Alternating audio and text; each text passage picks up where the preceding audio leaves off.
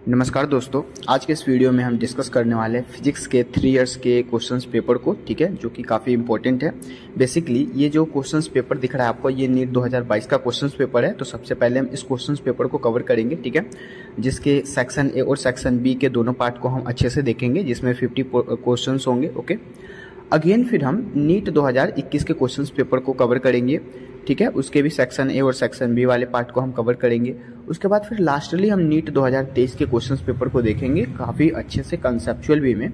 और ये जो आपको पेज दिख रहा है, इसके पेज पे ही मैंने आपको आंसर फॉर्मूला बेस्ड जो भी क्वेश्चन था उसके फॉर्मूले लिख दिए हैं, ताकि आप वहाँ से रिवाइज कर सको। ठीक है, तो जितना ज़्यादा पॉसिबल हो रहा है उतना ज़्यादा मैं वीडियो आपके लिए बना रहा हूँ, और काफ़ी सपोर्ट है आपका भी और मेरा भी काफ़ी सपोर्ट है आपके लिए। ठीक है, जितने भी मतलब कि अगर आपको कुछ प्रॉब्लम्स होती हैं, कुछ दिक्कतें आएंगी, तो आप कमेंट में बता सकते हैं, और किस टॉपिक पे आपको वीडियो चाहिए उसके लिए आप मुझे कमेंट कर सकते हैं। ठीक है, तो फिर स्टार्ट करते हैं अपने इस क्वेश्चन से और सेक्शन ए। ठीक है, अब यहाँ पे सेक्शन ए के क्वेश्चन को हम देखेंगे यहाँ पे, जो कि क्वेश्चन क्या कहा जा रहा है। फर्स्ट क्वेश्चन है, 2 resistors of resistance 100 ohm and 200 ohm are connected in parallel, जो कि दोनों कनेक्टेड है एक पैरेलली वे में। ठीक है, यहाँ पे हमने फिगर भी बना रखा है। In an electrical circuit the ratio of an thermal energy developed in 100 ohm to the 200 ohm in given times. ठीक है, अब यहाँ पे जो क्वेश्चन कहा गया उसके अकॉर्डिंग हमें सबसे पहले सर्किट वाला जो भी क्वेश्चन होगा उसके हमें सबसे पहले फॉर्मूले बनाने हैं। फॉर्मूले के अकॉर्डिंग अब यहाँ पे जो फिगर बनेगा वो फिगर बनेगा कैसे। ठीक है, तो सबसे पहले इसने कहा कि 100 ओम और 200 ओम का यहाँ पे हमने जोड़ लिया, तो ऐड कर लिया। ऐड करने के बाद फिर यहाँ पे क्या कहा गया, thermal energy develop in the 100 ohm and 200 ओम। ठीक है, वही टाइप का फिर से वहाँ पे रिपीट हो गया। अब इलेक्ट्रिकल सर्किट के थ्रू ये ऐड हो चुका है। अब यहाँ पे एक फॉर्मूला लगेगा P का, P बराबर V² अपन R का एक फॉर्मूला लगता है। जैसे P1 आपको यहाँ पे दिया गया, P1 is equal to V2 upon R, तो R का वैल्यू तो आपको यहाँ पे 100 दिया गया, और P2 अगर हम निकाले तो V² अपन 200, मतलब कि यहाँ पे R का वैल्यू, R2 का वैल्यू यहाँ पे क्या दिया गया, 200 दिया गया। तो ऐसे P1 और P2 हम निकाल लेंगे, और P1 और P2 को हम यहाँ पे क्या करेंगे, तो हमें यहाँ पे डिवाइड कर लेना है। P1 अपॉन P2 निकालेंगे तो V1² अपॉन V2² निकालेंगे तो यहाँ पे क्या आएगा, 200 अपॉन 100 आएगा, मतलब कि कट के ये 2/1 हो जाएगा। तो यहाँ पे रेशियो क्या हो जाएगा, 2/1। ठीक है, तो ये एक कंसेप्ट हो गया, कंसेप्चुअल बेस्ड क्वेश्चन हो गया, जो कि इलेक्ट्रिकल सर्किट से आता है। अगेन आते हैं नेक्स्ट क्वेश्चन पे। A cell of mass m is at rest initial and it expanded into 3 fragments having mass in the ratio 2:2:1 if the fragment having equal mass fly off along multiply perpendicular directions with speed v and speed of the third lighter fragment is. ठीक है, अब यहाँ पे एक formula लगता है P1 का, P1 is equal to √P1² plus P2²। अब यहाँ पे P1 आपको P2 निकालना है और दोनों का स्क्वायर करना है। स्क्वायर करने के बाद रूट से बाहर आप निकालेंगे तो 2√3V is the right answer. ठीक है, जो कि बिल्कुल नॉर्मल सा क्वेश्चन है। अगेन आते हैं नेक्स्ट क्वेश्चन पे। नेक्स्ट क्वेश्चन से यहाँ पे क्या कहा गया, 2 ऑब्जेक्ट्स ऑफ मास 10 kg। अब यहाँ पे ना 2 ऑब्जेक्ट दिए गए जिसके मास 10 kg है और 20 kg है। ठीक है, रिस्पेक्टिवली। अब यहाँ पे रिस्पेक्टिवली दे दिएगा, are connected to the 2 end of the rigid rod of length 10 metre with the negligible mass. ठीक है, एंड फिर कहा गया the distance of the centre of mass of a system from the 10 kg of the mass. अब यहाँ पे ना आपको सेंटर ऑफ मास निकालने का एक फॉर्मूला होता है m1 x1 plus m2 x2 बटा m1 प्लस m2, जिसमें m1 का वैल्यू यहाँ 10 kg दे दिया गया मास, और एक और दे दिया गया है m2 जो कि 20 kg। ठीक है, और यहाँ पे x1 जो दिया गया है वो 0। अब यहाँ पे क्या कहा गया कि इंड से, मतलब 2 end of the rigid length is 10। अब 2 इंड कहने का मतलब लास्ट से स्टार्ट ऑफ है, तो 0 से स्टार्ट है और 10 मीटर तक गया, तो x1 0 हो गया और x2 10 हो गया।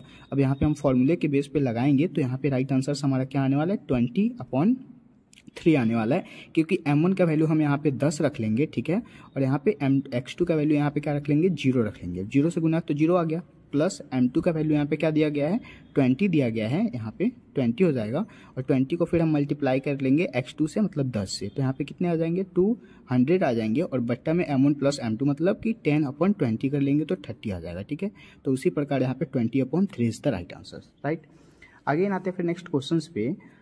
The angle between the electrical line of forces and the equipotential surface is. तो आपको इक्विपोटेंशियल सरफेस निकालना है, तो ये तो बिल्कुल ही स्टेटमेंट बेस्ड क्वेश्चन बनता है यहाँ पे। व्हेन पोटेंशियल इज कांस्टेंट, अगर पोटेंशियल कांस्टेंट होती है तब नेगेटिव पोटेंशियल ग्रेडियंट 0 होते हैं और वहाँ पे जो इक्विपोटेंशियल सरफेस होते हैं वो 90 डिग्री का कोण बनाते हैं, ठीक है। वहाँ पे जो एंगल होगा इलेक्ट्रिक लाइन ऑफ फोर्सेस का वो 90 डिग्री का होगा, ठीक है। आगे आते हैं नेक्स्ट क्वेश्चन पे।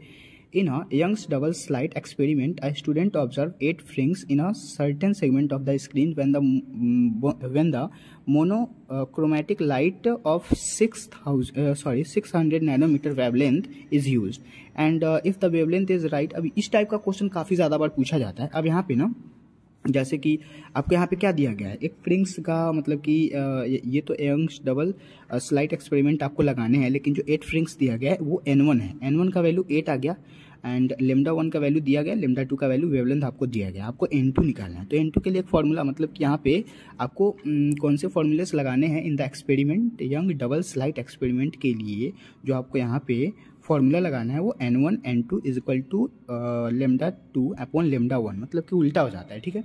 तो N1 का वैल्यू तो आपको 8 आ गया, ठीक है, यहाँ पे 8 दिया गया है, लेकिन N2 का वैल्यू आपको नहीं दिया गया, यही आपको निकालना है, ठीक है। सो N2 इज इक्वल टू, अब N2 निकालने के लिए हम इस फॉर्मूले को अरेंज करेंगे तो इस टाइप का आपका फॉर्मूला बनेगा, N2 is equal to N1 lambda 2 upon lambda 1। अब यहाँ पे जब आप फॉर्मूलास को डालेंगे तो आपका राइट आंसर 12 आएगा, ठीक है। This is the right answer. Again आते हैं फिर नेक्स्ट क्वेश्चन पे। Again, the next question is, a body of mass 60 gram experience a gravitational force of 3.0 Newton when placed at a particular point, the magnitude of the gravitational field intensity at that point, ठीक है। अब यहाँ पे जैसे कि m का value आपको 60 ग्राम दिया गया है, m कहने का मतलब मास 60 ग्राम है, ठीक है, और f कहने का मतलब है कि यहाँ पे ग्रेविटेशनल फोर्स जो है वो 3 न्यूटन दिया हुआ है। अब हमें यहाँ पे जो आंसर, अब देखिए जैसे कि ऑप्शन जो होंगे उस ऑप्शन के अकॉर्डिंग भी आपको यूनिट को चेंज करना पड़ेगा। जैसे कि ऑप्शन है केजी के इंटरनली, तो हमें केजी में चेंज करना पड़ेगा, तो 0.06 केजी, ठीक है। आईजी का एक फॉर्मूला होता है, मतलब कि अगर आपको ग्रेविटेशनल फील्ड इंटेंसिटी आपको पॉइंट वो निकालनी है, उसके मैग्नीट्यूड निकालना है, तो आईजी का फॉर्मूला होता है F अपॉन M, जिसमें F की वैल्यू दी गई है, M की वैल्यू दी गई है। इसको जब हम फाइंड करेंगे तो 15 newton per KG is the right answer, ठीक है, जो कि नॉर्मल सा क्वेश्चन था। Again next question, a square loop of slide 1 metre and resistance 1 ohm is placed in a magnetic field of 0.5 t if the plane of loop is perpendicular to the direction of magnetic field and the magnetic flux through the loops is, so इसका right answer 0.5 weber हो जाएगा। कैसे होगा, तो b का value यहाँ पे 0.5 t दिया गया है। t कहने का क्या मतलब है, अब यहाँ पे 0.5 t दिया गया मैग्नेटिक फील्ड, तो मैग्नेटिक फील्ड हमने लिख लिया। अब एक फॉर्मूला होता है इस चीज़ का, ठीक है, बी ए इंटू कॉस थीटा। बी ए इंटू कॉस थीटा, बी ए का वैल्यू, वी का वैल्यू तो दिया गया है यहाँ पे 0.5, ए का वैल्यू 1 हो गया क्योंकि हमें यहाँ पे 1 मीटर स्लाइड इसका कहा गया था, ठीक है। और कॉस थीटा कहने का मतलब कॉस 0 डिग्री लगाएंगे, इसका एंगल जो होगा वो 0 डिग्री पे लेंगे हम, ठीक है। तो कॉस 0 का वैल्यू 1 होता है, तो 0.5 into 1 is equal to 0.5 weber is the right answer, जो कि वेबर एक यूनिट होता है। अगेन आते हैं नेक्स्ट क्वेश्चन पे। Plane angle and solid angle, this is very conceptual based, यहाँ पे रट्टू क्वेश्चन है। Unit and no have dimension, मतलब कि जो एंगल होते हैं, प्लेन एंगल हो या फिर सॉलिड एंगल हो, उसमें यूनिट होते हैं बट डायमेंशंस उसके नहीं होते, तो इसका राइट आंसर यहाँ पे 1 हो जाएगा, ठीक है। अगेन आते हैं नेक्स्ट क्वेश्चन पे। The energy that will be ideally radiated by the 100 kilowatt transmitted in 1 our is, तो यहाँ पे ये भी फॉर्मूला रट्टू क्वेश्चन है, मतलब कि आपको यहाँ पे पूछा गया 100 किलोवाट में कितने मतलब कि जूल होंगे, तो 36 इंटू 10 टू पावर 7 जूल, कहने का मतलब 36 करोड़ या फिर 360 million is the right answer, ठीक है। आगे आते हैं फिर यहाँ पे नेक्स्ट क्वेश्चन क्या कहा गया, एक graph which show variations of the de Broglie wavelength. De Broglie wavelength के लिए एक ग्राफ दिया गया है लेमडा से, जिसको डिनोट कर रहे हैं, and the particles and its associated momentum is, तो यहाँ पे एक फॉर्मूला होता है lambda is equal to H upon P, H का मतलब प्लैंक्स कांस्टेंट एंड पी का वैल्यू मोमेंटम। तो यहाँ पे जो ग्राफ बनते हैं वो कुछ इस प्रकार का बनता है, ठीक है, तो राइट आंसर से यहाँ पे 4th हो जाएगा। ओके, अब आते हैं नेक्स्ट क्वेश्चन पे। So this is our next questions. When light propagate through a material medium of relative permittivity ER and the relative permeability is in mu R and the velocity of light is v and given the c, मतलब कि यहाँ पे ना कुछ value भी आपको दिए गए हैं। अब यहाँ पे आपको फॉर्मूला क्या लगाना है, तो सबसे पहले रिफ्रैक्टिव इंडेक्स निकालने के लिए n का फॉर्मूला होता है √E R mu R, ठीक है। अब यहाँ पे इक्वेशन 1 ले लीजिए या फिर इसको अलग साइड में आप याद करके रखिए। एक और फॉर्मूला होता है n का, जो कि n equal to c upon v होता है, जिसमें c जो है, c आपको तो दिया नहीं गया तो c को हम c रहने देंगे। n का वैल्यू हमें पता है कि हाँ ये रूट अंडर ये करके होता है, ठीक है। अब यहाँ पे v का हमको निकालना है, क्योंकि हमें क्या कहा गया, हमें निकालना है यहाँ पे v, velocity of the light निकालना है। तो वेलोसिटी ऑफ द लाइट क्या फॉर्मूला होता है, c अपॉन n, n का वैल्यू यहाँ पे refractive index, so c upon root under c बटा रूट अंडर e एंड इतना। तो the right answer is this, ठीक है, जो कि बिल्कुल ही थोड़ी सी दिमाग लगानी थी। अगेन फिर नेक्स्ट क्वेश्चन, ये सारे के सारे जो भी कंसेप्ट बताए जा रहे हैं सबके सब रिपीट होते हैं हर साल। आप नीट 2021 के क्वेश्चन नहीं देखे हैं या फिर 30 के क्वेश्चन अगर आप नहीं देखा है तो आप इस चैनल के प्लेलिस्ट में जाके सारे वीडियोस को देख सकते हैं। बहुत ही अच्छे से कंसेप्ट में कराया गया है। उसी प्रकार बायोलॉजी के भी हैं और केमिस्ट्री के भी क्वेश्चन है, तो आप यहाँ जाके फटाफट से देख लीजिए और चैनल को प्लीज सब्सक्राइब कर लीजिए। आते हैं नेक्स्ट क्वेश्चन पे। Two hollow conducting sphere of R1 and R2, मतलब कि R1 जो है ग्रेटर देन R2 है, इक्वल चार्जेस पोटेंशियल। अब यहाँ पे बिल्कुल सरल सा क्वेश्चन है। सबसे पहला तो R2 जो होगा इसके इंटरनली, क्योंकि होलो कंडक्टिंग स्पेयर कहा गया और पोटेंशियल मतलब इक्वल, तो इक्वल R2 होगा ग्रेटर देन R1 हो जाएगा, ठीक है। लार्ज पोटेंशियल तो मोर 1 small space the chances in other next when two monochromatic light frequency V and the V by 2 are incident on the photo electric metal, their stopping potential comes Vs upon 2 and Vs respectively. The three short frequency of this metal is, तो right answers यहाँ पे जितने भी है वो सबके सब wrong है एंड ये जो है ये मोमेंटम अब हट चुका है, ठीक है। तो आते हैं नेक्स्ट क्वेश्चन पे। अगेन यहाँ पे नेक्स्ट क्वेश्चन क्या है, बिल्कुल थोड़ी सी आप दिमाग लगानी थी। क्या क्वेश्चन है, display time graph of two moving particles make angles of 30 degree and 45 degree, okay, 30 degree 45 degree दे दिया। With the axis on the figure and the ratio of the respective velocity। अब वेलोसिटी का formula क्या होता है, length upon time, तो length upon time मतलब mass upon, ठीक है।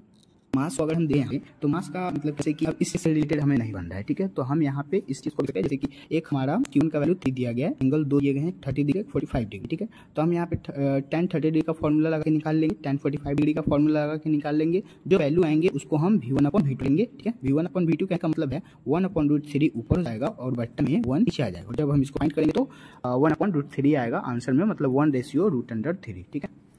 अगेन आते फिर नेक्स्ट क्वेश्चन पे। This is also important question. The ratio of the distance travelled by free falling body in the first second then fourth second, ठीक है। अब यहाँ पे आपको जो रेशियो दिए गए हैं इसके अकॉर्डिंग आपको फॉर्मूला लगा के आंसर, यहाँ पे मेन फॉर्मूला क्या होगा, SN हमें निकालना है। SN का फॉर्मूला होता है हाफ a इंटू 2 माइनस 1। अब यहाँ पे a का वैल्यू हमें यहाँ पे 1 2 3 एंड 4 दिए गए हैं, जिसको रख के आना है बेसिकली। और जब हम इसका निकालेंगे, जैसे कि फर्स्ट अगर हम निकालते हैं फर्स्ट रख के, तो g/2 आता है, ठीक है। g/2 हमने कर लिया। उसके बाद अगर हम 2 रख के निकालेंगे, यहाँ पे 2 रख के निकालते हैं, 2 रख के निकालेंगे तो 3/2 g आ जाए, मतलब कि आएगा 3/2 g आ जाए, ठीक है। उसके बाद 5 का निकालते हैं तो यहाँ पे 5/2 g आ, तो अपॉन 2 मतलब 1/2 g कॉमन आ रहा है ना, लेकिन 1 हो गया, यहाँ 3 हो गया, यहाँ 5 हो गया, यहाँ 7 आएगा। तो right answer is 1 3 5 and 7 is the right answer, ठीक है। अगर यहाँ पे फिर से 5 रहता तो यहाँ पे 9 एक और ऐड हो जाते हैं, okay. So this is the right answer. Again आते हैं नेक्स्ट क्वेश्चन पे। Again, the next question is, a concave lens has radii of curvatures 20 cm each. If the refractive index of the material of the lens is 0.5 and the power of the lens, अब इसको हम बनाएंगे कैसे। Firstly R1 का value हमें दिया है, R1 का वैल्यू 20 सेंटीमीटर है, रेडियस ऑफ द कर्वेचर जो है वो R1 हो गया, जो 20 सेंटीमीटर मीटर में कन्वर्ट कर लेंगे तो 0.2 मीटर हो जाएगा, ठीक है। उस प्रकार R2 का वैल्यू हमें यहाँ पे क्या दिया गया है, R2 वैल्यू हम खुद से लेंगे, क्योंकि रेडियाई जो होते हैं वो प्लस से लेकर के माइनस तक होते हैं, इसलिए 0.2 metre is the plus and R2 का value 0.2 in the minus. Again फिर यहाँ पे m मतलब रिफ्रैक्टिव इंडेक्स जो है म्यू, उसका दिया 1.5। अब हमें निकाल के आते हैं फॉर्मूला टाइप का, जो कि 1/f का होता है, तो म्यू माइनस 1 इंटू 1/f के लिए हम क्या लेंगे, 1 minus mu minus 1 into 1/r1 minus 1/r2, ठीक है। बेसिकली म्यू माइनस 1 के लिए 1.5 माइनस 1 लगा सकते हैं, ठीक है, क्योंकि यहाँ 1.5 म्यू का वैल्यू है एंड 1 जो कि फॉर्मूला है, अगेन 1/r1, अब 1/r1 का वैल्यू 0 एंड माइनस 1/r2। अब इस फॉर्मूले को हम रख लिया, फिर हमने निकाल लिया यहाँ आंसर, ठीक है। उसके बाद क्या वैल्यू रखेंगे, p इक्वल टू 1/f, तो p इज इक्वल टू 1 कहने का मतलब 0.5 अपॉन f कहने का मतलब है 1 माइनस 5 माइनस यहाँ पे 1 हो गया, तो क्या आएगा यहाँ पे आंसर 0.5 आएगा, ठीक है। तो बेसिकली जब हम p का वैल्यू निकाले तो 0.5 इज राइट आंसर, जो कि 0.5 हो जाएगा, ठीक है। अगेन आते हैं नेक्स्ट क्वेश्चन पे। Copper wire of length 10 metre and radius 10 के power minus 2 upon root under pi दिया गया है, ठीक है। Electrical resistance 10 ohm. अब इस क्वेश्चन के हमें फॉर्मूला क्या लगाना है, तो सबसे पहले ये एक जो है कंसेप्ट बेस्ड और फॉर्मूला बेस्ड क्वेश्चन है, इसका डायरेक्ट आंसर होता है 10⁵ a अपॉन m², ठीक है। सो यहाँ पे कोई फॉर्मूला लगाने की नीड नहीं है। आगे आते नेक्स्ट क्वेश्चन, जो कि बहुत ही आसान क्वेश्चन है। लिस्ट 1 एंड लिस्ट 2 को मैचिंग करने से कि am रेडियाई वेव जो होता है वो 10 के पावर 2 मीटर होते हैं। उसके बाद माइक्रोवेव जो होते हैं वो कितने होते हैं, 10 के पावर -2 मीटर का होता है। इंफ्रारेड रेडिएशन जो होता है, इंफ्रारेड रेडिएशन उसका 10 के -4 मीटर का है। और एक्सरे जो होते हैं वो 10 के पावर -10 मीटर का होता है। तो ये से क्वेश्चन कंसेप्ट है वो आप यहाँ पे भी याद रख सकते हैं, क्योंकि हमेशा रिपीट होने वाला चीज़ है और हमेशा पूछा जाता है, ठीक है। So the right answer is 3, 2, 4 and 1। 3, 2, 4 and 1 is the right answer. Again आते हैं फिर नेक्स्ट क्वेश्चन पे, the peak voltage of the AC source is equal to. तो यहाँ पे पीक वोल्टेज आपको बताना है AC सोर्स के लिए वो किस बोले, √2 times of the RMS value of AC source is the right answer, ठीक है। आगे आते हैं फिर नेक्स्ट क्वेश्चन पे, an electric lift with a maximum load of 2000 kg lift plus passenger is moving up with a constant speed of 1.5 meter per second and the frictional force opposing motion is 3000 Newton. The minimum power delivered by the motor and the, तो यहाँ पे आपको पूरा नहीं पढ़ना। सबसे पहले देखना है कि क्या चीज़ दिया गया है। तो फर्स्टली यहाँ पे आपको m का वैल्यू दिया गया, मैक्सिमम लोड है वो 2000 kg दिया गया जो कि हमने लिख लिया। उसके बाद वोल्ट आपको दिया 1.5 मीटर पर सेकंड जो कि हमने लिख लिया। f का वैल्यू यहाँ पे दिया गया जो कि हमने लिख लिया, ठीक है। अब हमें यहाँ पे निकालना क्या है, तो निकालना है मोटर ऑफ लिफ्ट इस वोल्ट कितना लोड डिलीवर करेगा, मिनिमम पावर निकालना है, ठीक है। तो इसको निकालने के लिए सबसे पहले हम टी का फॉर्मूला लगाएंगे। टी का फॉर्मूला होता है टेम्परेचर का वाट, मतलब कि वाट प्लस फोर्स, ठीक है। अब टी इज इक्वल टू मतलब कि यहाँ पे जो दिया गया उस फॉर्मूला एक एनजी होता है प्लस एफ हो गया। अब यहाँ पे टी के लिए हम लगाएंगे एम का वैल्यू इतना और जी का वैल्यू 10 हो गया और एफ का वैल्यू 1000। अब जब हम इसको कैलकुलेट करेंगे तो 23000 न्यूटन आएगा। अब फिर एक और फॉर्मूला आता है P is equal to T का, जो पी बराबर टी बी, टी का वैल्यू यहाँ पे दे दिया गया, वी का वैल्यू और जिसको हमने पुट करके 34500 इज द राइट आंसर, ठीक है। Again, the next question: if the initial tensions on stages storing and dull, then the ratio of the initial and final speed of transverse wave along the string. तो यहाँ पे right answer 1 ratio √2 आएगा। कैसे आएगा, तो मतलब v is equal to √100। Hello everyone, आज के इस वीडियो में हम डिस्कस करने वाले हैं नीट 2023 के क्वेश्चंस पेपर को, जिसके इंटरनली हम टोटल फिजिक्स के क्वेश्चंस को करेंगे। मतलब जैसा कि आपको यहाँ पे दिख रहा है, ये नीट का रियल क्वेश्चंस पेपर है जिसका एग्जाम 7 मई को हुआ था और इस बार 5 मई को एग्जाम होने वाला है, ठीक है। सो इस वीडियोस के इंटरनली हम टोटल फिजिक्स के सेक्शन ए और सेक्शन बी के पार्ट को कवर करेंगे, जो कि काफ़ी मोस्ट इंपॉर्टेंट यहाँ पे क्वेश्चंस दिया गया है। जैसे कि जितने भी क्वेश्चंस है उसके हमने की पॉइंट लिख रखे हैं, ठीक है। और इन सारे की पॉइंट के माध्यम से हम सारे क्वेश्चंस को अच्छे से सॉल्व करेंगे, उसके कंसेप्ट को सीखेंगे, ठीक है। तो स्टार्ट करते हैं हम अपने फर्स्ट क्वेश्चंस को। So this is our first question कहा जा रहा है a football played is moving southward, ठीक है। मतलब कि कोई फुटबॉल है जो कि मूव कर रहा है साउथवर्ड की तरफ एंड सडनली टर्न्स, मतलब अचानक से चेंज हो गया ईस्टवर्ड की तरफ विद द सेम स्पीड, मतलब कि उसका स्पीड चेंज नहीं हुआ। उसके बाद टू अवॉइड एन अपोनेंट, उसको अवॉइड कर सकते हैं, and the force act on the play while is turning. अब उसका जो टर्निंग हुआ वो किस फोर्स, मतलब उसका फोर्स जो हुआ किस साइड में हुआ है, ठीक है। तो आपको पता है कि अगर मतलब कि कोई भी फुटबॉल है और वो साउथवर्ड से ईस्टवर्ड की तरफ जा रहा है, ठीक है, तो ईस्टवर्ड की तरफ जाएगा तो उसका जो मतलब कि फोर्स होगा वो जस्ट इसके बगल का, मतलब कि आप समझ सकते हैं कि ईस्टवर्ड से लेकर के नॉर्थवर्ड की तरफ होगा, ठीक है। या फिर इसको हम नॉर्थ से ईस्ट भी बोल सकते हैं। तो the right answer is along the north to east, okay. आगे आते फिर नेक्स्ट क्वेश्चन पे, An AC source is connected to a capacitor C due to decrease in its operating frequency. तो इसका राइट आंसर से यहाँ पे डिस्प्लेसमेंट करंट वहाँ पे क्या होगा, डिक्रीज हो जाएगा, जिसका फॉर्मूला आपको यहाँ पे दिया गया है। मतलब कि XC का फॉर्मूला यहाँ पे 1/4 2πfc है, ठीक है। तो ये चेंज हो जाएगा यहाँ पे, ठीक है। अगेन फिर आते हैं नेक्स्ट क्वेश्चन पे। नेक्स्ट क्वेश्चन यहाँ पे क्या कहा जा रहा है, the half life of a radio active substance is 20 minute, ठीक है। In how much the activity of substance drop 1/6 of its initial value. आपको इनिशियल वैल्यू इसकी बतानी है, ठीक है। तो फर्स्टली आपको यहाँ पे R/R0 का वैल्यू दिया गया है 1/2 T/2, ठीक है। मतलब कि इस पावर इसका T/2 है। उसके बाद फिर हम अगर R0 का वैल्यू रखेंगे तो 20 दिया गया है, जिसको हमने यहाँ पे पुट कर लिया, ठीक है। अब उसके बाद फिर हम जब इसको निकालेंगे, जैसे कि इसका ड्रॉप वैल्यू लिखेंगे, जैसे R/R0, तो इसका ड्रॉप दिया गया 1/16, तो 1/16 लिख लिया। उसके बाद is equal to 1/2 into T, मतलब कि जो भी इसका फॉर्मूला क्या है। उसके बाद फिर हमने इसको जैसे ही चेंज किया तो इसका राइट आंसर से यहाँ पे क्या आने वाला है, 80 मिनट आने वाला है, जो कि कैलकुलेशन है, आप कर सकते हैं। आगे आते फिर नेक्स्ट क्वेश्चंस पे। अब नेक्स्ट क्वेश्चंस आपको यहाँ पे दिख रहा होगा, the net magnetic flux through any close surface is, ठीक है। मतलब कि नेट मैग्नेटिक फ्लक्स बताना है किसी भी क्लोज सरफेस का, तो 0 होता है, ठीक है। ये एकदम रट्टू क्वेश्चन है जो कि सिंपल सा था।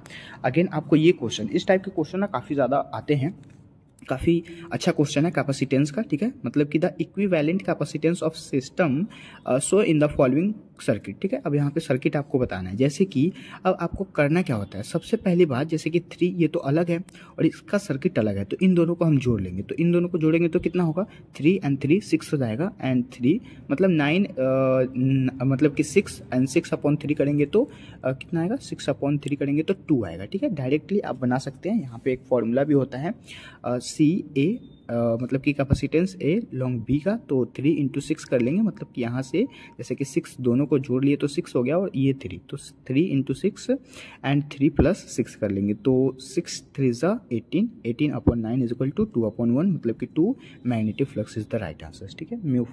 अगेन आते हैं नेक्स्ट क्वेश्चन पे। Again, this is our next questions. The ratio of frequency of fundamental harmonic produced by open pipe to that closed pipe having the same length, मतलब कि लेंथ सेम है लेकिन open and close pipe में बटा हुआ है, okay. अब इसको हम बनाएंगे कैसे, तो आपको यहाँ पे कैलकुलेशन दिख रहा होगा, जैसे कि एन का वैल्यू का फॉर्मूला होता है V/12, ठीक है। अब यहाँ पे हम जब N1 मतलब कि एनडेस निकालेंगे तो V/4L निकल जाएगा, ठीक है। कैसे निकलेगा, क्योंकि आपको यहाँ पे रेशियो वगैरह नहीं दिया गया है, ठीक है। तो इसको फाइंड करने के लिए हमें यहाँ पे एक फॉर्मूला लगाना होगा जो कि N = वॉल्यूम/2L का होता है, 2 लीटर, ठीक है।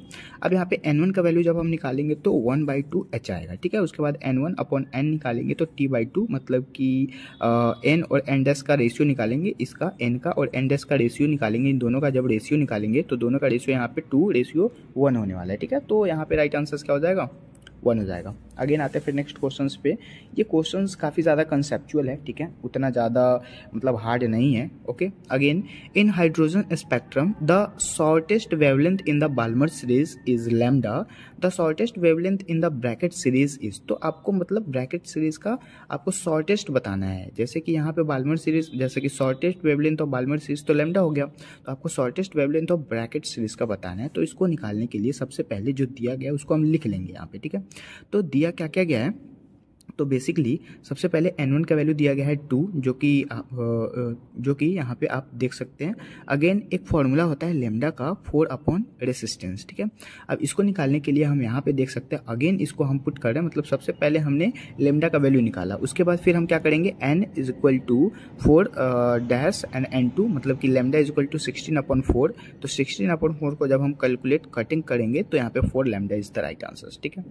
सो अगेन फिर आते हैं नेक्स्ट क्वेश्चन पे। नेक्स्ट क्वेश्चन फिर यहाँ पे क्या कहा जा रहा है, A 12-volt 60-watt lamp is connected in the semiconductor of a step-down transformer and whose primary is connected to AC means of 22 volt, मतलब कि 220 volt, assuming the transformer is ideal and what is the current of primary feeding, ठीक है। अब यहाँ पे primary feeding के लिए आपको बताना है करंट, तो करंट निकालने के लिए फर्स्टली हम यहाँ पे देख सकते हैं कि आपको जो दिया गया है उस चीज़ को हम यहाँ पे कनेक्ट करके, और फिर the right answer is 0.27 angstrom, जो कि सिंपल सा क्वेश्चन है। अगर आपसे नहीं बना तो आप इसको ट्राई करेंगे, सही से देखेंगे, ठीक है। अगेन फिर नेक्स्ट क्वेश्चन पे आते हैं, the magnitude and direction of the current in the following circuit. अब जैसे कि आपको ये सर्किट दिया हुआ है, इस सर्किट के अकॉर्डिंग आपको ना इसका फाइंड करना है आंसर, ठीक है। तो आंसर फाइंड करने के लिए जैसे कि मैंने यहाँ पे शॉर्टेस्ट बता रखा है कि जैसे कि आई आपको दिया गया, आई क्या दिया गया है, सबसे पहले ना इस फिगर के अनुसार आप देख सकते हैं कि आई जो दिया गया है, आई का फॉर्मूला होता है, आई का फॉर्मूला क्या होता है कि जो भी वोल्ट दिए गए हैं आपको उसको मतलब कि डिवाइड करना है, और उसको माइनस करना है, और बट्टा में मतलब कि डिवाइड क्या चीज़ से कर देना है, जो भी आपका सर्किट दिया गया, जैसे कि 1 and 7 8 हो जाएगा और 2 10 हो जाएगा, ठीक है। तो 10 आपको यहाँ पे ओम दे दिया गया, तो 10 को हम नीचे रखेंगे एंड बाकी 10 - 5, तो 10 - 5 = 5, 5/10 = 1/2, मतलब 0.5 फ्रॉम द ए, तो राइट आंसर इज 1। अगेन आते हैं फिर नेक्स्ट क्वेश्चन पे। नेक्स्ट क्वेश्चन फिर यहाँ पे क्या कहा जा रहा है, the magnetic energy store in an inductor of inductance 4μH carrying a current of 2A, ठीक है। तो यहाँ पे ना बिल्कुल सिंपल सा क्वेश्चन है और काफ़ी ज़्यादा बार मतलब रिपीट होते हैं, लगभग नीट 2022 में भी रिपीट आया था और नीट 2020 में रिपीट आया था ये क्वेश्चन, ठीक है। अब यहाँ पे आप देख सकते हैं जैसे कि क्या कहा जा रहा है, एनर्जी के लिए आप फॉर्मूला लगा सकते हैं 1/Li² एंड आपको 1/2 तो फॉर्मूले का हो गया। एल आई का मतलब कि एल का वैल्यू यहाँ पे क्या दिया गया है, जैसे कि आप एल का वैल्यू देख सकते हैं, इंडक्टेंस का वैल्यू 4μH दिया गया, तो 4 रख लेंगे। अगेन फिर हमें निकाल लेना है जूल के लिए, ठीक है। तो एल आई का स्क्वायर मतलब कि इसका स्क्वायर करेंगे जूल के लिए, तो 10⁻⁻6 जूल में हम कन्वर्ट कर लेंगे और इसका स्क्वायर 2 का स्क्वायर कर लिए, ठीक है। उसके बाद इसका फाइंड एनर्जी क्या आ गया 8 mu joule is the right answer, ठीक है। आगे आते हैं नेक्स्ट क्वेश्चन पे। The next question is the potential energy of a long spring when stretched by 2 cm is U. If the spring is stretched by 8 cm, potential energy stored in it will.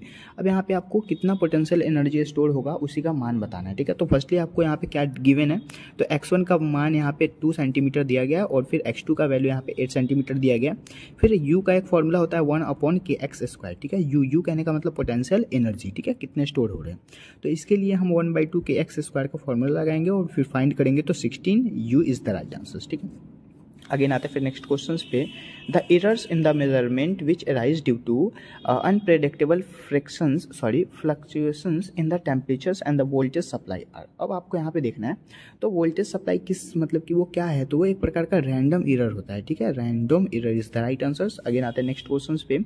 Resistance of a carbon. अब आपको ना बताना है कि carbon का जो resistance है उसका रेसिस्टर्स जैसे कि आपको डिटरमाइन किया गया है इन द कलर कोड में 2 मतलब कि 2 यहाँ पे ये ohm and the colour of the third band must be. तो जब भी कलर जैसे कि आप रेसिस्टेंस के लिए आप जब कलर कोड देखते हैं तो वहाँ पे जो कलर होता है वो ऑरेंज कलर का होता है, जो कि आपको पता है। तो इस सब के गिवन से कोई मतलब नहीं है, ठीक है। यहाँ पे आपको रेसिस्टेंस दिया मतलब ऑरेंज कलर। अगेन आते हैं नेक्स्ट क्वेश्चन पे। अ मेटल वायर हैज़ मास। अब एक मेटल वायर है जिसका मास दिया गया है इतना ग्राम, ओके। अगेन रेडियस दिया गया है इतना mm एंड लेंथ दिया गया है फिर इतना सेंटीमीटर, ठीक है। अब देख सकते हैं फिर क्या पूछा जा रहा है, the maximum possible percentage error in the measurement of density will be. ये क्वेश्चन जो फेमस क्वेश्चन है और प्रत्येक मतलब कि 19 में भी आया था, नीट 2019 में क्वेश्चन पूछा गया था और फिर 23 में आ गया। जैसे देखिए अब मोमेंटम का वैल्यू होता है m/v, ठीक है, जिसमें म्यू का वैल्यू हम निकाल सकते हैं, जैसे कि यहाँ पे मोमेंटम का वैल्यू निकाल सकते हैं m/πr²L, ठीक है, जो कि एक फॉर्मूला होता है। फिर उसको हम चेंज करेंगे डेल्टा मोमेंटम अपॉन मोमेंटम, तो यहाँ पे निकल जाएगा डेल्टा करके, मतलब कि फाइनल आपका आंसर फाइनल जो भी फॉर्मूला होगा वो ये हो जाएगा, ठीक है। उसके अकॉर्डिंग हम पुट करेंगे इस सारे मानों को, तो जो भी वैल्यू दिया गया उसको हमने पुट किया और जो भी हमारा फाइनल आंसर आया वो 1.6% आएगा, ठीक है। So this is the concept and this is the formula based questions. Again आते हैं नेक्स्ट क्वेश्चंस पे, ठीक है। अब यहाँ पे जो क्वेश्चंस कहा जा रहा है ये भी एक कंसेप्चुअल क्वेश्चन ही है। यहाँ पे कहा जा रहा है light travels in distance x in time t1 and air in the 10x in the time t2। Time t2 में क्या हुआ कि 10x हो गया और t1 में xx मतलब कि x मतलब कि टाइम था, ठीक है। Again in another denser medium what is the critical angle for this medium. अब देख सकते हैं आप यहाँ पे ऑप्शंस के अकॉर्डिंग लगा सकते हैं हम, जैसे कि speed of light of air जो होते हैं v1 का फॉर्मूला x/t1 होता है, ठीक है। अब आपको यहाँ पे जो दिया गया है speed of light of medium, तो v2 मतलब कि यहाँ पे मतलब कि स्पीड ऑफ लाइट मीडियम का v2 का फॉर्मूला होता है 10x/t, ठीक है। अब यहाँ पे 10x कहने का ये मतलब है कि जैसे कि आपको यहाँ पे जो दिया गया था 10x उसको हमने रख लिया और फिर साथ में t2 के लिए था तो t2 रख दिया। अगेन फिर आप यहाँ पे आगे देख सकते हैं जैसे कि sin थीटा c का वैल्यू निकालेंगे तो v2/v1 आएगा एंड फिर यहाँ पे जो भी हम फाइंड करेंगे उसके according the right answer is last वाला sin inverse 10 t1/t2 is the right answer, ठीक है। सो सिंपल क्वेश्चन है। अगेन आते हैं फिर नेक्स्ट क्वेश्चन पे। यहाँ पे The question is, in a plane electromagnetic wave traveling in the free space, the electric field component oscillates sinuously in a frequency of 2.0 into 10⁻10 Hz and the amplitude 48 volt volume per minute, and then the amplitude of oscillating magnetic field is speed of the light in the free spaces 3 into 10⁸ meter per second, okay। अब यहाँ पे formula क्या लगेगा, तो सबसे पहले आप देख सकते हैं C का फॉर्मूला होता है E/B0, ठीक है, E0/B0 एंड B0 के लिए जब हम इसको फाइंड करेंगे तो E0/C हो जाएगा जो कि कैलकुलेशंस के अकॉर्डिंग। अब यहाँ पे B0 का फॉर्मूला हमें निकालना है, मतलब कि हमें यहाँ पे ऑसिलेटिंग मैग्नेटिक फील्ड को निकालना है, फाइंड करना है, ठीक है। तो फर्स्टली हम यहाँ पे क्या करेंगे, जो भी हमारा E0 दिया है और जो भी हमारा B0 दिया गया है उसको हम फाइंड कर लेंगे। तो राइट आंसर से यहाँ पे हमारा 2 हो जाएगा, ठीक है। अब जैसे देख सकते हैं calculation.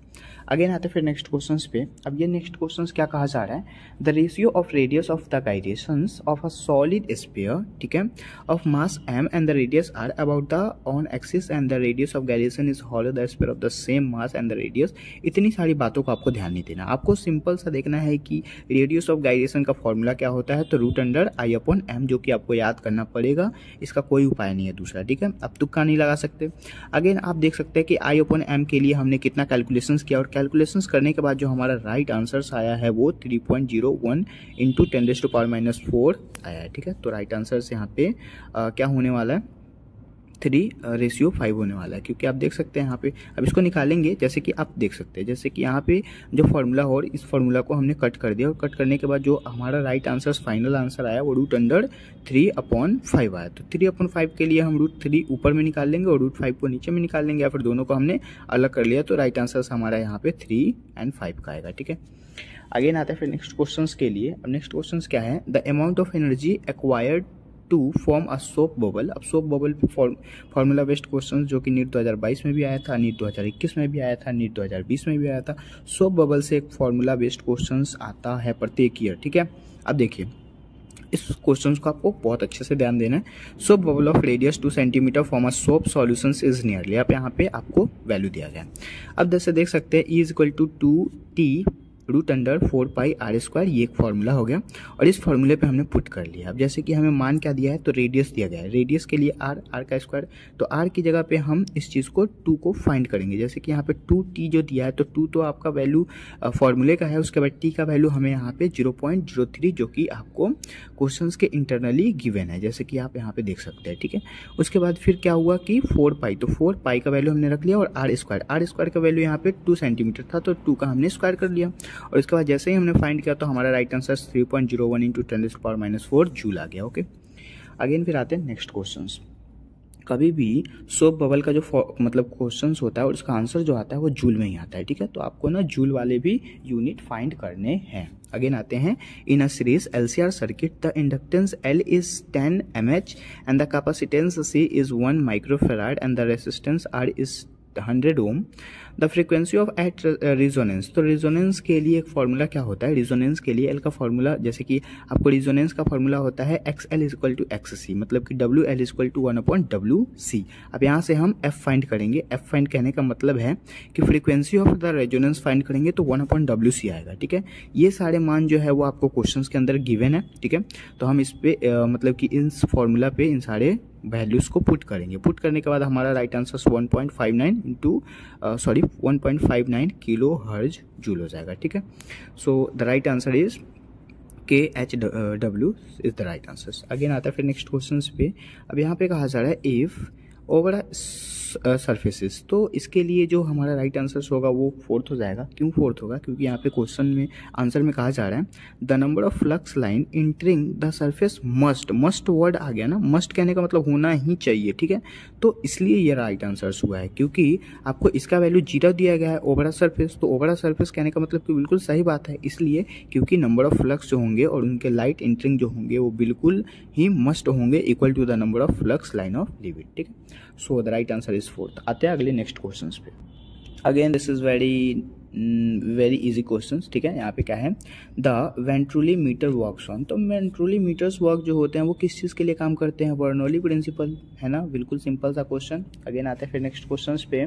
2 bodies of mass m and A को दिया है 9m, ठीक है, मतलब कि 2 मास दिए गए हैं जिसका m और 9m है, are placed at a distance r। उसके बाद फिर क्या है, the gravitational potential on the line joining the bodies where the gravitational field equals 0 will be. अब G = ग्रेविटेशनल कांस्टेंट। अब आपको यहाँ पे फॉर्मूला कैसे निकालना है, देखिए फॉर्मूला फाइंड करने का तरीका मैं बताता हूँ बिल्कुल सिंपल वे में, कोई ऐसा मतलब कि यूट्यूब पे आपको नहीं बताएगा, ठीक है। जैसे कि आप देख सकते हैं R1 का एक वैल्यू, मतलब कि R1 के लिए आप देख सकते हैं कि R/4 इसलिए हमने रखा क्योंकि ये फॉर्मूले का है, ठीक है। उसके बाद फिर R2 के लिए 3R/4 हमने रख लिया। 3R/4 ये जो है ये सिंपल सा मैं एक ट्रिक आपको बता रहा हूँ, जैसे कि R1। अब R1 कहने का मतलब है कि आपको सबसे पहले 2 मास दिए गए, तो 2 मास के लिए आपको रेसिस्टेंस भी फाइंड करने पड़ेंगे, तो R1 के लिए R/4 4 रख लिया। उसके बाद R2 के लिए 3R/4 इसलिए रखा हमने क्योंकि आप देख सकते हैं कि इसके 3 इक्वली डिवीजन है, ठीक है। अगेन फिर VP के लिए एक फॉर्मूला होता है Gm/4 R/4 के लिए। तो यहाँ पे जैसे ही आप कैलकुलेट करेंगे तो right answer -16 Gm/R is the right answer, ठीक है। अगेन आता है फिर नेक्स्ट क्वेश्चन पे, the temperatures of gases is -50 degree centigrade toward the temperature of gas should be heated and so that the RMS speed is increased by the 3 times। अब यहाँ पे आपको देख सकते हैं कि VRMS is proportional to √T, तो V1/V2 is equal to √T1/T2, ठीक है। अब यहाँ पे इनिशियल स्पीड के लिए इनिशियल स्पीड जो होता है उसका फॉर्मूला आपको यहाँ पे दिख सकता है, जैसे कि V1 एंड मतलब वो 3 टाइम्स वहाँ पे वो मतलब कि बढ़ रहा है, तो 3 टाइम्स बढ़ रहा है तो आप इसको ऐड कर लेंगे, मतलब कि इनिशियल वैल्यू V है तो उसको 3 टाइम्स जोड़ेंगे तो 4 हो जाएगा ना। और 4 के लिए अब इसी को हम कैल्विन में चेंज करेंगे, मतलब कि ये तो किलो कैलोरी होगा, इसी को हम कैल्विन में चेंज करेंगे तो आपका राइट आंसर 3295 डिग्री C हो जाएगा, ठीक है। अगेन आते हैं फिर नेक्स्ट क्वेश्चन पे, the minimum wavelength of X rays produced by an electron acceleration through the potential difference of V volts is proportional to। अब यहाँ पे आपको देख सकते हैं SC/λ का एक फॉर्मूला होता है इलेक्ट्रॉन वोल्ट का। सो लैम्डा के लिए हम SC/E करेंगे, is proportional to 1/V। This is the right answer, ठीक है। अगेन आता है फिर नेक्स्ट क्वेश्चन पे, जो कि ये भी सिंपल क्वेश्चन है। यहाँ पे क्या कहा गया, a vehicle travels half of the distance with speed this and the remaining distance with the speed this average speed. अब एवरेज स्पीड फाइंड करने के लिए आप यहाँ पे जैसे देख सकते हैं, जैसे कि फर्स्टली जो दिया गया था वो V का दिया गया था, ठीक है। उसके बाद फिर आपको 2V का दिया गया था। अब हमने दोनों को सेम इक्वली ले लिया किस चीज़ के लिए, तो V एवरेज का एक फॉर्मूला होता है। V एवरेज स्पीड निकालने का फॉर्मूला होता है 2V1 + V2, ठीक है। तो 2V1 कहने का मतलब है कि आपको वहाँ पे V दिया गया और दूसरा 2U दिया गया, मतलब 2V दिया गया, ठीक है। अब यहाँ पे फिर हमने V1/V2 जोड़ लिया। V1/V2 कहने का मतलब V/2V, ठीक है। अब यहाँ पे जैसे ही हम निकालेंगे तो 4V²/3 V हो जाएगा and lastly 4U/3 is the right answer, ठीक है। अगेन आते फिर नेक्स्ट क्वेश्चन पे, the angular acceleration of a body moving along the circumference of a circle is, ठीक है। तो इसका right answer along the axis of rotations हो जाएगा, ठीक है।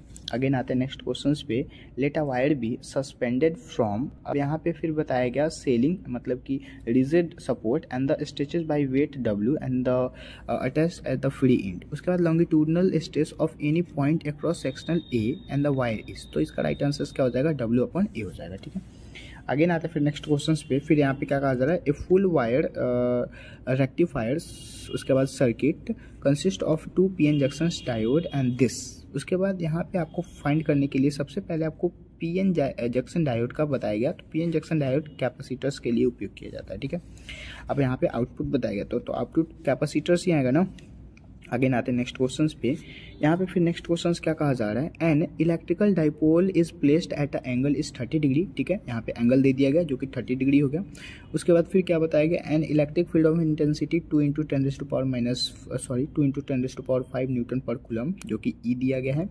अगेन फिर है the experiences of torque is equal to 4 newton metre, मतलब कि टॉर्क का वैल्यू 4 न्यूटन पर मीटर मतलब मीटर है। अगेन कैलकुलेट हमें क्या करना है, magnitude of charge on the dipole and dipole length is 2 centimetre, ठीक है। तो यहाँ पे I का वैल्यू जो कि 2 सेंटीमीटर दिया गया है, इसी को हमें फाइंड करना है। तो टॉर्क का एक फॉर्मूला होता है PE sin थीटा, ठीक है, जिसको हम P को हमें फाइंड करना है, तो P के लिए हो जाएगा टॉर्क/I sin थीटा, ठीक है। अब यहाँ पे जब हम इसको फाइंड करेंगे तो टॉर्क का वैल्यू रखेंगे और फिर इन सब का वैल्यू रखेंगे, और वैल्यू रखने के बाद हमारा जो आंसर आने वाला है वो 2μ मतलब कि MC आने वाला है, ठीक है। Again the next question is a Carnot engine has an efficiency of 50% when its source is at a temperature 327 degree centigrade. इसको हम केल्विन में चेंज करेंगे। उसके बाद in the temperature in the sink is, ठीक है। तो आप यहाँ पे नीचे कैलकुलेशंस देख सकते हैं कि किस प्रकार कैलकुलेशन किया गया, और कैलकुलेशन करने के बाद आपका राइट आंसर जो आता है वो आपका 300 केल्विन आता है, ठीक है, मतलब 300 K आता है, ठीक है। अब इस K को हम फिर से C में चेंज करेंगे। तो C में चेंज करने के लिए क्या करना होता है, 327 मतलब कि 327 में से 300 को घटा लेंगे जो दिया गया, फिर से हमारा 27 इज द राइट आंसर, ठीक है। आते हैं नेक्स्ट क्वेश्चन पे। The next question is statement based question. यहाँ पे यंग मॉड्यूलर स्लाइट एक्सपेरिमेंट के रिगार्डिंग आपको स्टेटमेंट दिया गया है। जैसे स्टेटमेंट फर्स्ट कहा जा रहा है, if screen is move away from the plane of slight angular separation in the fringes remains constant. ठीक है, तो इसका राइट आंसर यहाँ पे क्या हो जाएगा, मतलब कि स्टेटमेंट फर्स्ट जो है वो करेक्ट है। सेकेंड स्टेटमेंट है, if the monochromatic source is replace by another monochromatic source of large wavelength and the angular separation of fringes decreases. Decrease नहीं हो सकता भाई, दिस इज रॉन्ग स्टेटमेंट। ठीक है, the right answer is first is true, second is false. आगे आता है फिर नेक्स्ट क्वेश्चन पे। नेक्स्ट क्वेश्चन यहाँ पे बिल्कुल सिंपल सा है।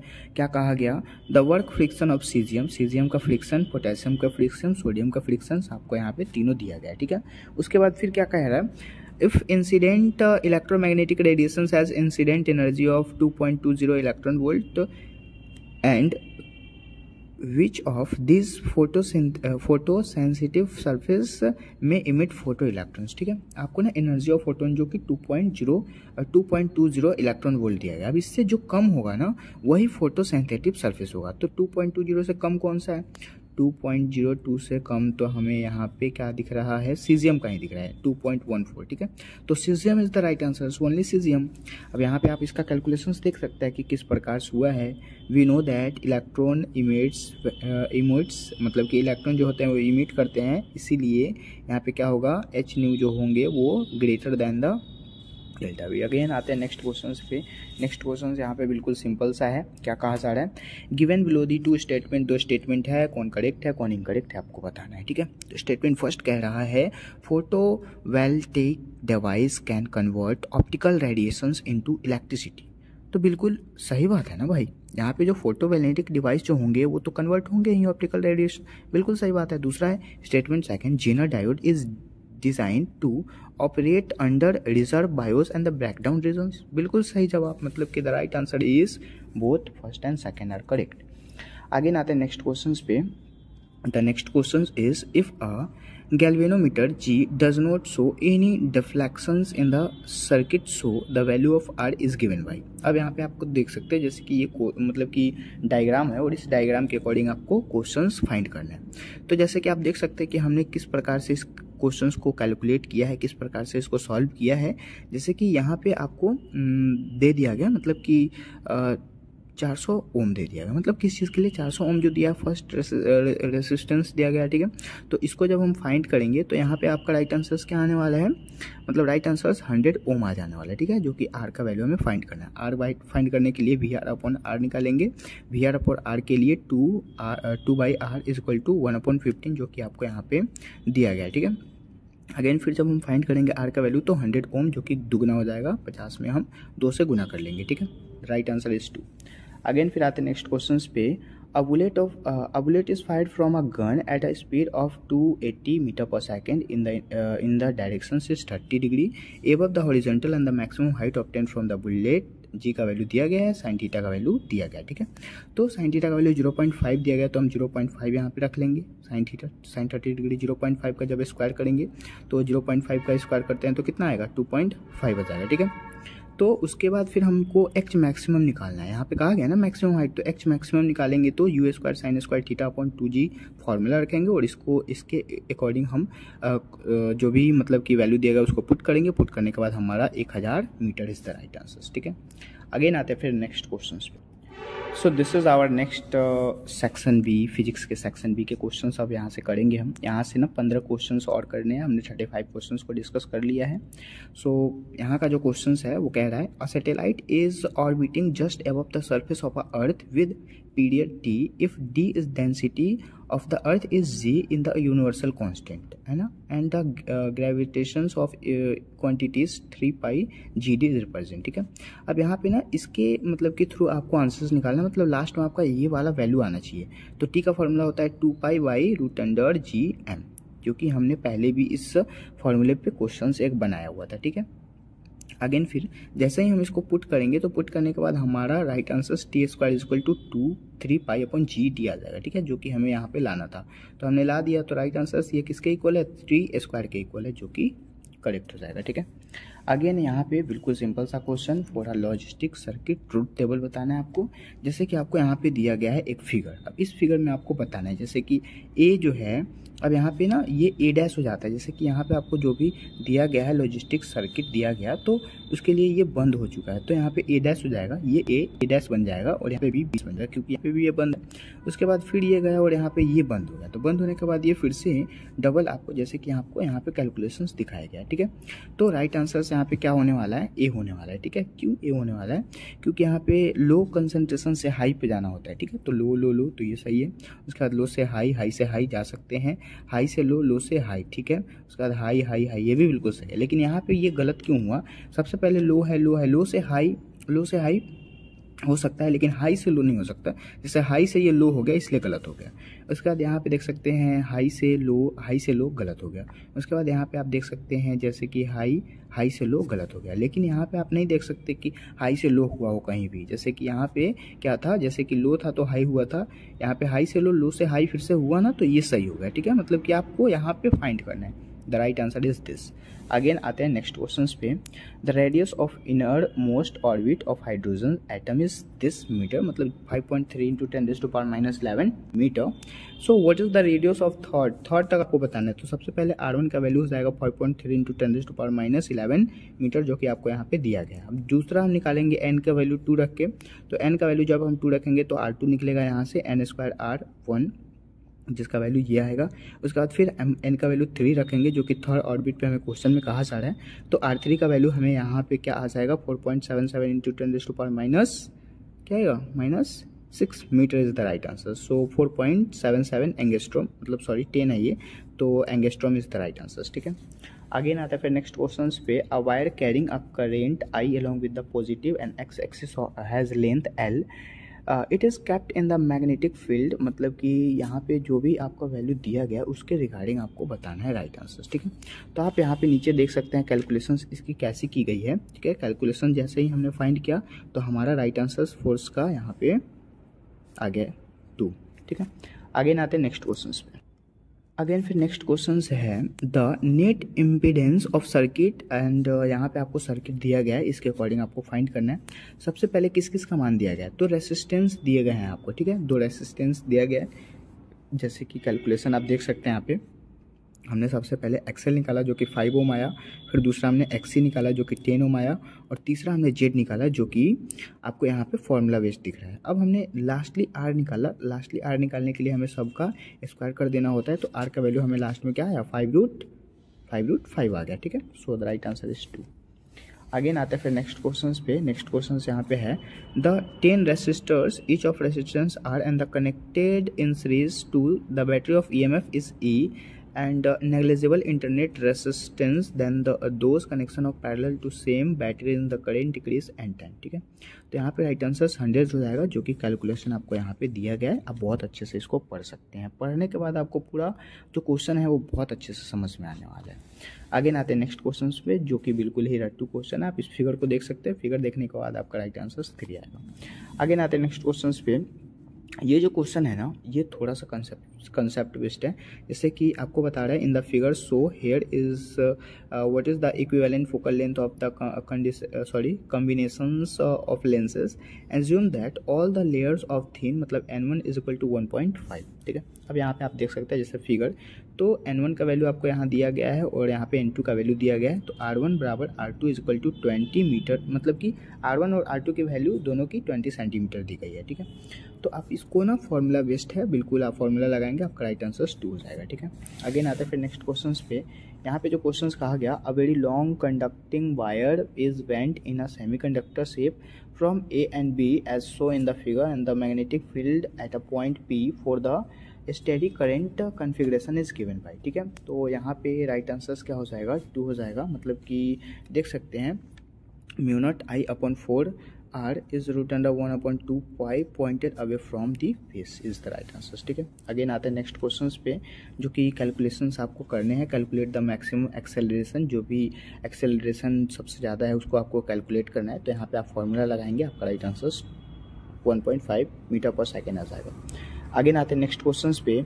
two thin lenses of are the same focal length f and but the convex lens is the right answers infinite, जो कि बिल्कुल सिंपल है। Again next questions, a horizontal bridge is built and across a river a student standing on the bridge through the small ball vertically upward with the velocity is 4 meter per second. The ball strike the water surface after 4 seconds. The height of the bridge, अब आपको ना bridge का height बताना है, तो जी का value दिया ही गया है, राइट आंसर 64 मीटर आ जाएगा, ठीक है।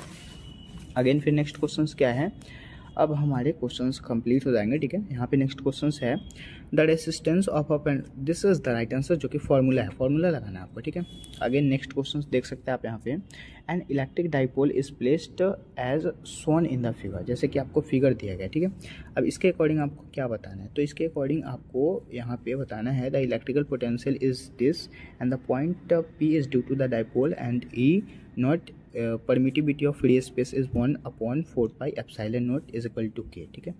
तो राइट आंसर यहाँ पे क्या आ जाएगा 3/8 PQ। आगे आते हैं नेक्स्ट क्वेश्चन पे, QK। अगेन नेक्स्ट और लास्ट क्वेश्चन है अ बुलेट ऑफ गन, मतलब कि वही गन और बुलेट वाली जो कहानियाँ पढ़े हैं आप लोगों ने, है ना। यहाँ पे क्या दिया गया है, व्हेन वेलोसिटी u दिया गया, when bullet is travel 24 centimetre and through in the block along the length horizontally velocity of bullet is become u/3, ठीक है। अब हम टोटल क्या निकालेंगे यहाँ पे, लेंथ ऑफ द ब्लॉक, ठीक है। तो फर्स्टली यहाँ पे आपको दिख सकता है जैसे कि कैलकुलेशंस कैसे किया गया है। सबसे पहले एक फॉर्मूला लगाएंगे v² बराबर u² प्लस 2as का, ठीक है। तो इसके अकॉर्डिंग हमारा इक्वेशन आ जाएगा 2ax is equal to 8u²/g, जो कि इक्वेशन 1 हो जाएगा, ठीक है। उसके बाद फिर हम यहाँ पे दूसरा v के लिए इक्वेशन रखेंगे और यहाँ पे इक्वेशन हमारा इस टाइप का आएगा, ठीक है। फिर हम लास्टली क्या करेंगे कि दोनों का स्क्वायर कर लेंगे, मतलब कि दोनों को कैलकुलेट कर लेंगे x/x2 को, तो 8/9 आएगा और फिर फाइनली हमारा राइट आंसर 27 आ जाएगा सेंटीमीटर में, ठीक है। सो फाइनली हमने सारे क्वेश्चंस को काफ़ी अच्छे से कंसेप्चुअल बेस्ड में कर लिया है। जितने भी आपको ना की पॉइंट बताए जा रहे हैं उन सारे की पॉइंट को आप रिवीजन करके और एग्जाम के पहले रिवीजन करके जाएंगे, ठीक है। ये सारे के सारे जो भी की पॉइंट है वो आपको वहाँ पे गो थ्रू होंगे और रिपीट आएंगे, ठीक है। This is our physics question, जिसके इंटरनली हम सेक्शन ए और सेक्शन बी दोनों पार्ट को कवर करेंगे। बेसिकली सेक्शन ए में 35 क्वेश्चंस होते हैं और सेक्शन बी में 15 क्वेश्चंस होते हैं, ठीक है। टोटल ऑल ओवर 50 क्वेश्चन प्रत्येक ईयर फिजिक्स से क्वेश्चन पूछे जाते हैं। तो हम इस वीडियोस के इंटरनली 50 क्वेश्चंस को कवर करेंगे, ठीक है। और ये सारे के सारे क्वेश्चंस थोड़े से कंसेप्ट बेस्ड होंगे, इसीलिए हम इन सारे क्वेश्चंस को थोड़ा स्लो में करेंगे और ये वीडियो थोड़ा सा लंबा होगा बट काफ़ी ज़्यादा इंपॉर्टेंट होगा, क्योंकि यहाँ से क्वेश्चंस काफ़ी ज़्यादा रिपीट होते हैं, ठीक है। तो स्टार्ट करते हैं हम अपने फर्स्ट क्वेश्चंस को। सो दिस क्वेश्चन, ये क्वेश्चन क्या कह रहा है, A concave lens A of focal length 20 cm and concave lens B of a focal length 5 cm are kept along the same axis with the distance d between them. If a parallel beam of light falling on A leave B as a parallel beam, then the distance d in centimeter, आपको centimetre के internally इस answer को दिखाना है, ठीक है। मतलब कि मीटर में भी पूछा जाता है, सेंटीमीटर में, तो यूनिट वेरी मस्ट, यूनिट को आपको अच्छे से ध्यान देना है, ठीक है। सो इस क्वेश्चंस के अकॉर्डिंग कंसेप्ट क्या कहा जा रहा है कि a concave lens of a focal length is 20 centimetre length, मतलब कि उसका लेंथ कितना होगा 20 सेंटीमीटर का होगा, ठीक है। और कनकेव लेंस बी जो होंगे उसका लेंथ 5 सेंटीमीटर का होगा, ओके। तो हमें यहाँ पे निकालना है डिस्टेंस। डिस्टेंस कहने का मतलब है कि जो पहला दूरी है, पहला फोकल लेंथ है, उसमें से हम सेकंड वाले लेंथ को घटा लेंगे, ठीक है। So 20 centimetre minus 5 centimetre is equal to 50 centimetre, और हमें आंसर किस चीज़ में चाहिए, तो सेंटीमीटर में चाहिए, इसीलिए 20 minus 5 is equal to 15 is the right answer, ठीक है। बिल्कुल सिंपल सा है और इसमें दिमाग भी थोड़ी सी नहीं लगानी है, यह कंसेप्ट बेस्ड क्वेश्चन था। आगे आते हैं नेक्स्ट क्वेश्चन पे। नेक्स्ट क्वेश्चन यहाँ पे क्या कहा जा रहा है, the equivalent capacitance of a combination show in the figure, ठीक है। अब ये फिगर दिया गया है, इसके इंटरनली आपको ऑप्शंस चूज करना है कि कौन सा सही होगा। तो सबसे पहले इक्विवेलेंट कैपेसिटेंस आपको देखना है एंड उसके कॉम्बिनेशंस को, तो यहाँ पे कितने सी होंगे। सो बेसिकली यहाँ पे अगर देखा जाए तो सबसे पहले बीच वाले को हम नहीं लेंगे क्योंकि इक्विवेलेंट कैपेसिटेंस है। इक्विवेलेंट कैपेसिटेंस का मतलब होता है कि हमें चारों तरफ का लेना है। तो यहाँ पे एक सी दिख रहा है और दूसरा सी, मतलब 2c हो जाएंगे, ठीक है। यहाँ पे 3c/2 नहीं हो सकता क्योंकि हम इस बीच वाले को नहीं ले सकते, ठीक है, क्योंकि हमें इक्विवेलेंट कैपेसिटेंस पूछा गया है। इक्विवेलेंट कैपेसिटेंस का मतलब ही होता है कि जो साइड के कैपेसिटेंस है उसको हम ऐड करेंगे, ठीक है। तो this is the right answers. Again आते हैं फिर नेक्स्ट क्वेश्चंस पे। ये सब के सब कंसेप्ट है जो कि आपको कहीं नहीं मिलेंगे, ठीक है। अगेन फिर नेक्स्ट क्वेश्चंस क्या है, find the value of angle of emergence from the prism, refractive index of the glass is √3। अब देखिए यहाँ पे √3 कहा गया, ठीक है। √3 कहने का मतलब है कि अगर tan 60 डिग्री का मान हम निकालें, क्योंकि हमें यहाँ पे tan ही लगाना पड़ेगा, राइट। सो tan 60 डिग्री का मान √3 होता है, इसीलिए 60 degree is the right answer, ठीक है। This is the concept. Again फिर आते हैं next question. A lens of large focal length and large aperture is best suited as the object of an astronomical telescope sense, ठीक है। इस type के questions repeat हो सकते हैं, ठीक है। सो यहाँ पे राइट आंसर होगा ऑल ऑफ दिस हो जाएगा, क्योंकि टेलीस्कोप के रिगार्डिंग में ये सारे के सारे ऑप्शंस बिल्कुल सही हैं, ठीक है। So the right answer is all of this. Again आते हैं नेक्स्ट क्वेश्चंस पे। Again, this is our next questions. The electron concentration in an N-type semiconductor is the same as hole concentration of P-type semiconductor. An external field electric is applied across them and compared to the current of them. तो मतलब कि यहाँ पे आपको बताना है कि जो भी इलेक्ट्रॉन कंसंट्रेशन हो रहा है M टाइप के रिगार्डिंग इन द सेमीकंडक्टर, ठीक है, तो इसके इंटरनली में क्या सही होना चाहिए। तो सबसे पहले दिया है current is N type is greater than the N type of the current, मतलब कि P टाइप जो होगा वो ज़्यादा बड़ा होगा N टाइप से। तो बिल्कुल ऑप्शन गलत है, क्योंकि N टाइप जो होता है वो सबसे बड़ा होता है इन द सेमीकंडक्टर। तो राइट आंसर यहाँ पे 2 हो जाएगा, ठीक है। आगे आते हैं फिर नेक्स्ट क्वेश्चंस पे। नेक्स्ट क्वेश्चन फिर यहाँ पे क्या है, a body is executing simple harmonic motions with frequency n and the frequency of its potential energy is. तो राइट आंसर यहाँ पे 2n हो जाएगा, जो कि रट्टू क्वेश्चन है। आगे आते हैं फिर नेक्स्ट क्वेश्चन पे। A dipole is placed in an electrical field as so in which directions will it move, ठीक है। तो यहाँ पे मतलब कि जो भी ऑप्शंस है इसके रिगार्डिंग बताना है कि कौन सा ऑप्शन यहाँ पे करेक्ट होगा।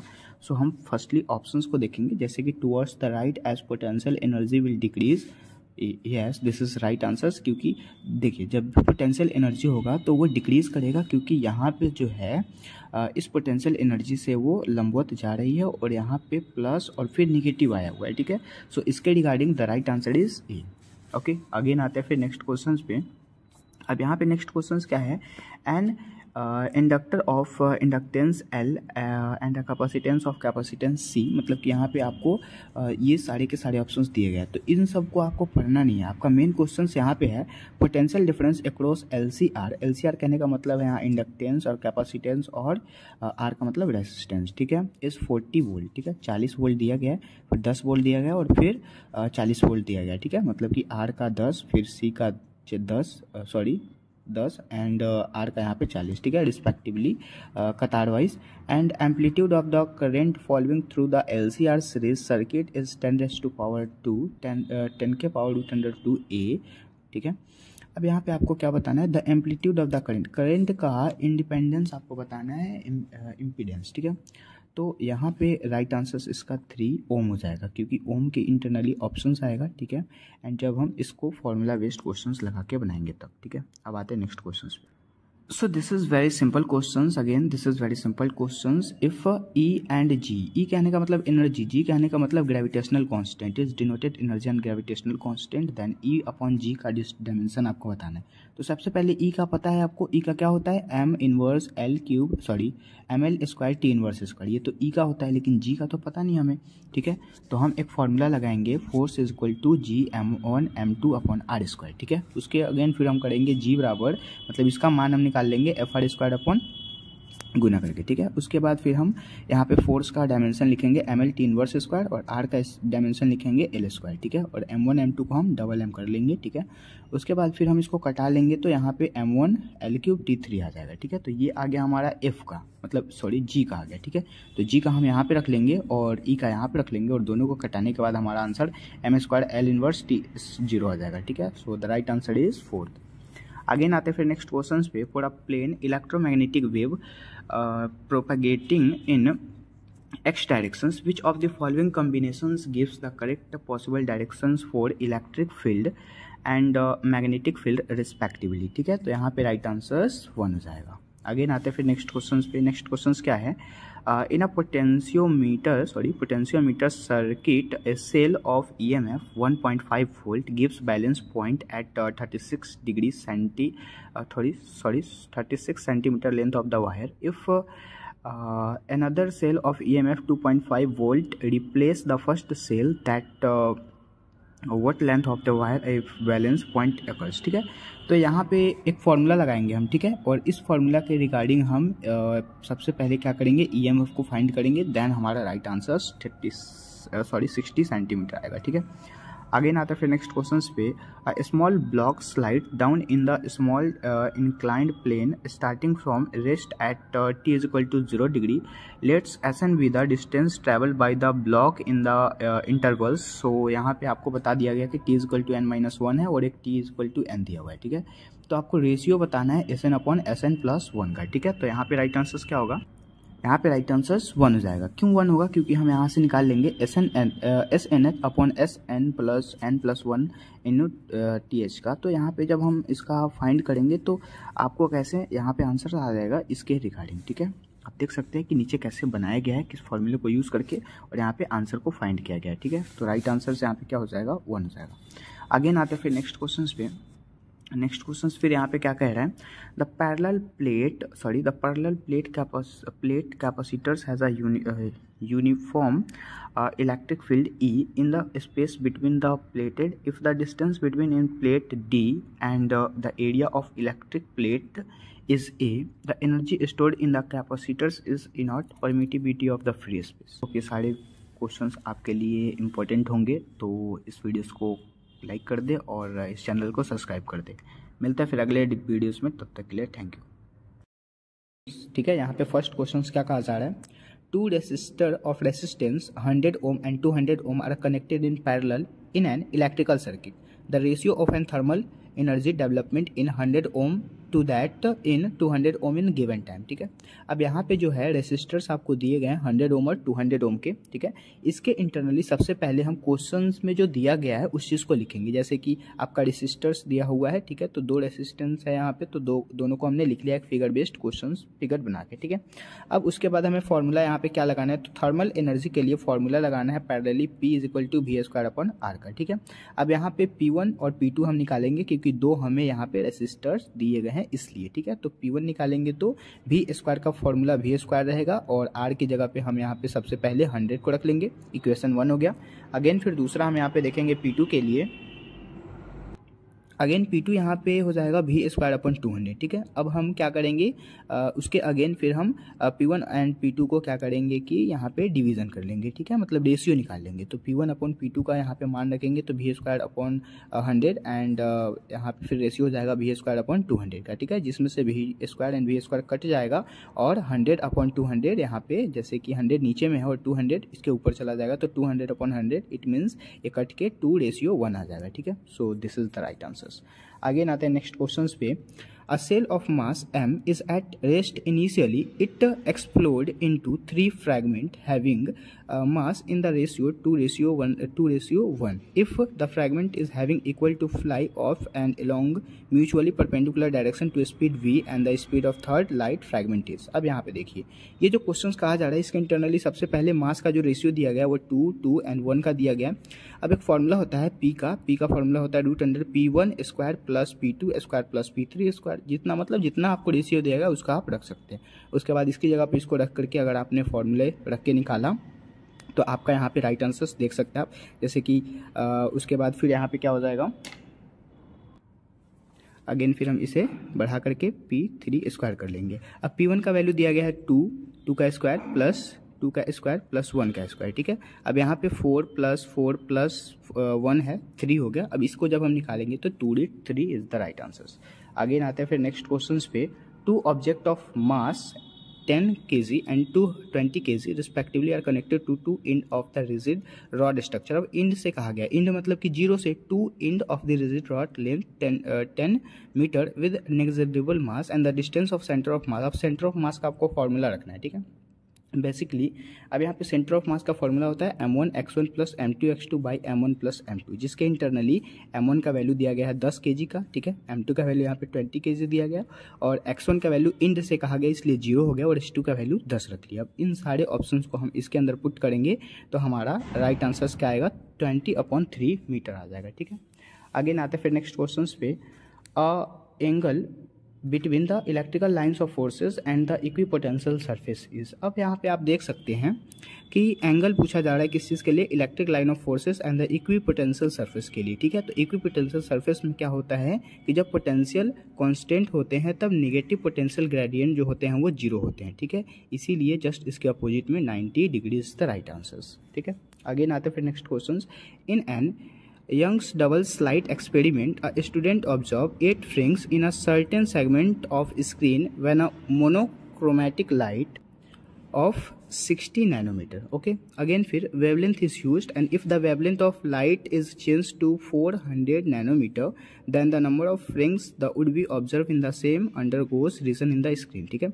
अब यहाँ पे जो क्वेश्चंस है इसके अकॉर्डिंग हमें दिया क्या गया है, गिवन क्या है, ठीक है। तो n1 का वैल्यू दिया गया है जो कि 8 फ्रेम्स हो गया, अगेन लैम्डा 1 का वैल्यू दिया गया है जो कि 400 नैनोमीटर हो गया, अगेन लैम्डा 2 का वैल्यू हमने 6, क्योंकि जो बड़ा होगा उसको 2 ले लेंगे और जो छोटा है उसको 1 ले लिए, ठीक है। अगेन हमें यहाँ पे फॉर्मूला लगाना है n1/n2 का, इसके इक्वल होता है लैम्डा 2/λ1 का, ठीक है, जिसके इंटरनली हमें n2 निकालना है और बाकी सारे फॉर्मूले रखे हुए हैं। तो n2 का अगर हम फॉर्मूला यहाँ पे पुट करके निकालें तो n2 का फॉर्मूला हो जाएगा n1 लैम्डा 2/λ1, ठीक है, जिसके इंटरनली हम 8 × 60 अब यहाँ पे जब हम इस मान को पुट करेंगे तो यहाँ पे राइट आंसर 12 आ जाएगा, ठीक है। This is the right answer. Again आते हैं नेक्स्ट क्वेश्चन पे। The next question is, a body of mass 60 gram experience a gravitational force of 3.0 Newton, ठीक है, n when placed at a particular point and the magnitude of the light gravitational field intensity at that point is, ठीक है। अब यहाँ पे given क्या है, तो सबसे पहले ना आपको यहाँ पे मास गिवन है जो कि 60 ग्राम हो गया। अगर हमें मतलब कि आपको अकॉर्डिंग देखना है इन द, जैसे कि ऑप्शंस जो दिए गए उसके यूनिट के अकॉर्डिंग, जैसे कि यहाँ पे यूनिट केजी में सब है तो केजी में हमें चेंज करना पड़ेगा। अगेन फोर्स यहाँ पे दिया गया है 3.0 न्यूटन का, ठीक है। अगेन IG का फॉर्मूला होता है फोर्स/मास, ठीक है। फोर्स को हम रख लेंगे और मास को रख लेंगे, इसको जब कट आउट करेंगे तो 50 Newton/kg is the right answer, ठीक है। अगेन आते हैं फिर नेक्स्ट क्वेश्चंस पे, है ना। ये सारे के सारे क्वेश्चंस काफ़ी ज़्यादा कंसेप्चुअल है ना, और बहुत ज़्यादा इंपॉर्टेंट है। अगेन नेक्स्ट क्वेश्चंस क्या है, square loop of slide 1 metre and the resistance 1 ohm is placed in a magnetic field of 0.5 t if the plane of loop of perpendicular to the direction of magnetic field and the magnetic flux through the loop is, ठीक है। तो यहाँ पे right answer 0.5 weber हो जाएगा। कैसे होगा weber, तो सबसे पहले यहाँ पे b का वैल्यू दिया गया है 0.5 t, ठीक है, जो कि एक यूनिट हो गया। अगेन यहाँ पे हम लेमडा, यहाँ पे हम एक फॉर्मूला लगाएंगे जो कि BA cos थीटा होता है। cos थीटा का मान यहाँ पे हम कितना रखेंगे, तो cos थीटा का मान 0 डिग्री रखेंगे, जिसका मान 1 होता है। cos 0 का 1 हो गया एंड ये फॉर्मूला का 1 है, और 0.5 जो होता है वो दिया गया है आपका B का मान। 0.5 किस चीज़ का मान है, मैग्नेटिक फील्ड, ठीक है। तो मैग्नेटिक फील्ड हमने रख लिया। अब इसको जब हम फाइंड करेंगे तो 0.5 और वेबर जो होता है वो मैग्नेटिक फ्लक्स का क्या होता है, यूनिट होता है। तो राइट आंसर 0.5 वेबर हो जाएगा। अगेन ये तो सिंपल क्वेश्चन है, बिल्कुल रट्टू क्वेश्चन है ना।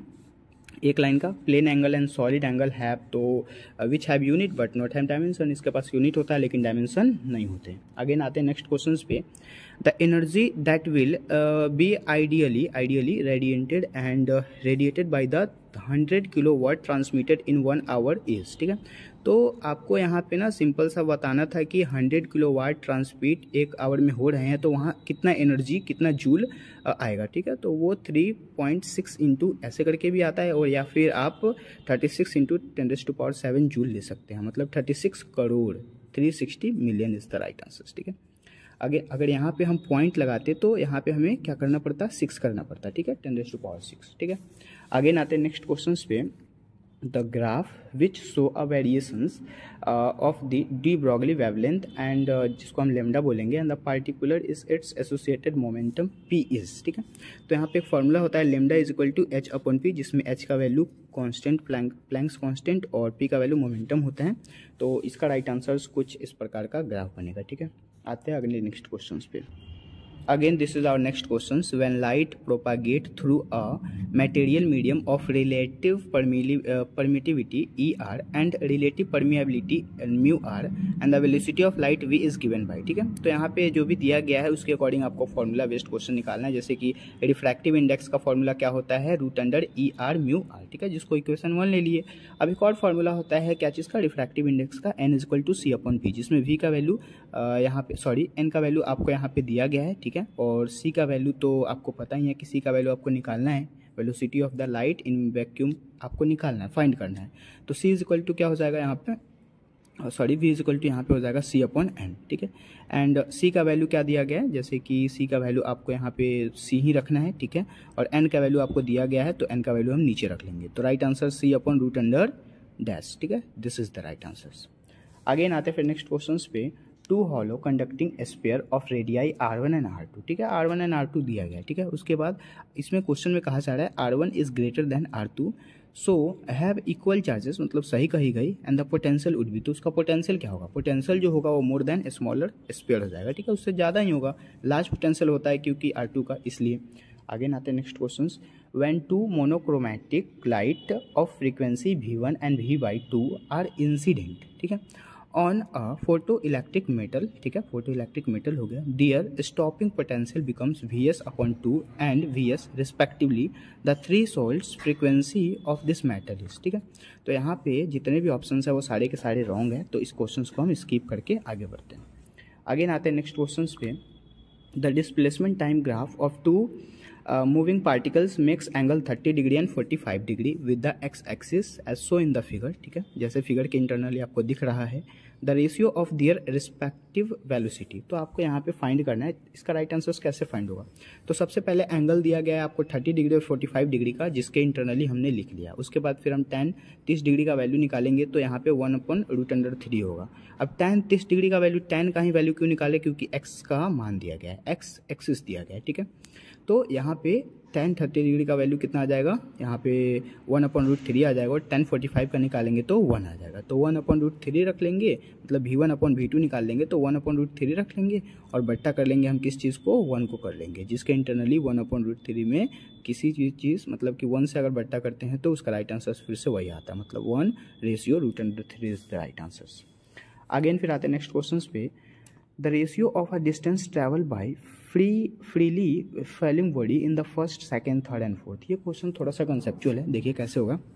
यहाँ पे ना आपको ratio of distance in the falling fluid में निकालना है क्या चीज़ का मान, SnH का मान। SnH का मान क्या होता है, ½ × A × 2n-1, ठीक है। अब यहाँ पे आप जब फॉर्मूला लिखेंगे तो आपका राइट आंसर G/2 आएगा, ठीक है। उसी प्रकार जब हम आगे बढ़ेंगे तो फिर जैसे कि यहाँ पे हमने A का वैल्यू क्या रखा है, यहाँ पे G का वैल्यू, मतलब A का वैल्यू जो G के बराबर हो जाएगा, और N का वैल्यू हमने यहाँ पे रखा 1 रखा, ठीक है, फर्स्ट 1 रखा। उसके बाद सेकंड में हमने G का वैल्यू यहाँ पे 2 रख दिया, ठीक है। उसी प्रकार जब हम 3 रखेंगे तो 3 का वैल्यू कितना आएगा, मतलब सबसे पहले G/2 आएगा, फिर यहाँ पे 3 G/2 आएगा, और फिर यहाँ पे 5 G/2 आएगा, फिर यहाँ पे 7 G/2 आएगा। तो जैसे जैसे बढ़ता जाएगा वैसे वैसे यहाँ पे मतलब कि उसके अकॉर्डिंग आंसर आता रहेगा, ठीक है। तो राइट आंसर यहाँ पे 1, 3, 5 एंड 7 आ गया, ठीक है। आगे आते हैं नेक्स्ट क्वेश्चंस पे। A concave lens of radii of curvatures 20 cm, each of the refractive index, the material of lens is 1.5, the power of the lens, आपको लेंस का पावर बताना है, ठीक है। तो सबसे पहले आपको रेडियाई मतलब कि R1 का वैल्यू दिया गया है 20 सेंटीमीटर, जिसको हम मीटर में चेंज कर लेंगे तो 0.2 मीटर हो जाएगा, ठीक है। उसके बाद फिर R2 का वैल्यू आपको यहाँ पे क्या दिया गया, R2 का वैल्यू आपको नहीं दिया गया, क्योंकि आपको पता होता है कि रेडियाई ऑफ कर्वेचर जो होते हैं वो प्लस और माइनस तक जाते हैं। तो 0.2 अगर प्लस में है तो माइनस में हम इसी को R2 ले लेंगे। उसके बाद म्यू का वैल्यू आपको 1.5 दिया गया है, रिफ्रैक्टिव इंडेक्स का वैल्यू 1.5। अब यहाँ पे क्या करना है, एक फार्मूला होता है पी का फार्मूला होता है 1/v का, ठीक है। अब यहाँ पे 1/v is equal to mu minus 1 and root under 1 into 1/r1 minus 1/r2। अब 1.5 तो हो गया म्यू का वैल्यू, ठीक है। इसका वैल्यू हमने 1.5 रख लिया, 1 जो कि फॉर्मूले का है। अगेन फिर यहाँ पे हमने r1 एंड r2 का वैल्यू रख लिया, ठीक है। उसके बाद निकालेंगे तो यहाँ पे p का वैल्यू आ जाएगा, मतलब कि p is equal to 0.5 into 1/0.1 आ गया, ठीक है। मतलब p is equal to 0.5 is the right answer, ठीक है, जो कि कैलकुलेशन आप कर सकते हैं फास्टली। अगेन फिर नेक्स्ट क्वेश्चन, जितने भी क्वेश्चंस बताए जा रहे हैं उसको आप 2 से 3 बार देखेंगे, ठीक है। इस वीडियोस को फास्टली एक बार और करके देख सकते हैं। Again a copper wire of length 10 metre and radius कितना हो गया 10⁻⁻2 अपॉन रूट अंडर पाई, ठीक है, has a electric resistance of 10 ohm and the current density in the wire for the electric field strength of 10 volt पर metre is, ठीक है। अब यहाँ पे राइट आंसर डायरेक्टली हम 10⁻5 a अपॉन m² लगा लेंगे, क्योंकि आपको पता ही होता है कि ये फॉर्मूला बेस्ड क्वेश्चन है एंड ये कंसेप्चुअल रट्टू क्वेश्चन है। अगेन फिर नेक्स्ट क्वेश्चन क्या है, मैचिंग करना है आपको, बिल्कुल सिंपल सा है और यहाँ से क्वेश्चन रिपीट हुए थे प्रत्येक ईयर भी, पिछले ईयर भी, ठीक है। जैसा कि यहाँ पे आपको दिख रहा है इलेक्ट्रोमैग्नेटिक वेव दिया गया और वेवलेंथ दिया गया, उसी का वेवलेंथ आपको बताना है। जैसे कि एम रेडियो वेव जो होता है वो 10⁻22 मीटर के बराबर होता है, ठीक है। उसके बाद माइक्रोवेव जो होते हैं वो 10⁻⁻2 के बराबर होते हैं। अगेन इंफ्रारेड आपको पता ही 10⁻⁻4 मीटर और एक्सरे तो 10⁻10 मीटर का हो जाता है, ठीक है। नैनो से भी थोड़ा सा छोटा होता है, ठीक है। अगेन आते हैं तो करेक्ट ऑप्शन से यहाँ पे 2, 3, 4 एंड 1 हो जाएगा, this is the right answer. Again आते हैं फिर नेक्स्ट क्वेश्चन पे, the peak voltage of the source is equal to, तो आपको बताना है पिक वोल्टेज किसका, तो एसी सोर्स वो किसके इक्वल होता है, तो root under 2 times of the RMS value in the AC source, AC current, ठीक है। तो this is the right answer, जो कि रट्टू क्वेश्चन है।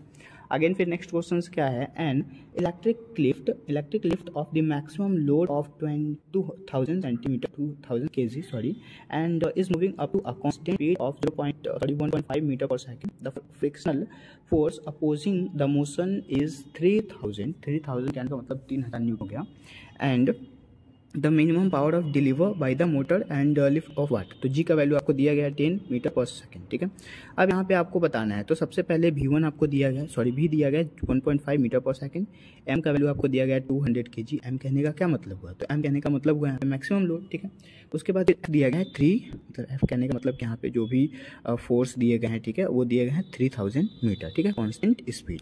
अगेन T का वैल्यू हो गया W अपॉन F हो गया, W का मतलब mg प्लस F, तो mg का वैल्यू हम यहाँ पे रखेंगे m, और g का वैल्यू कितना होता है 10 होता है, ठीक है।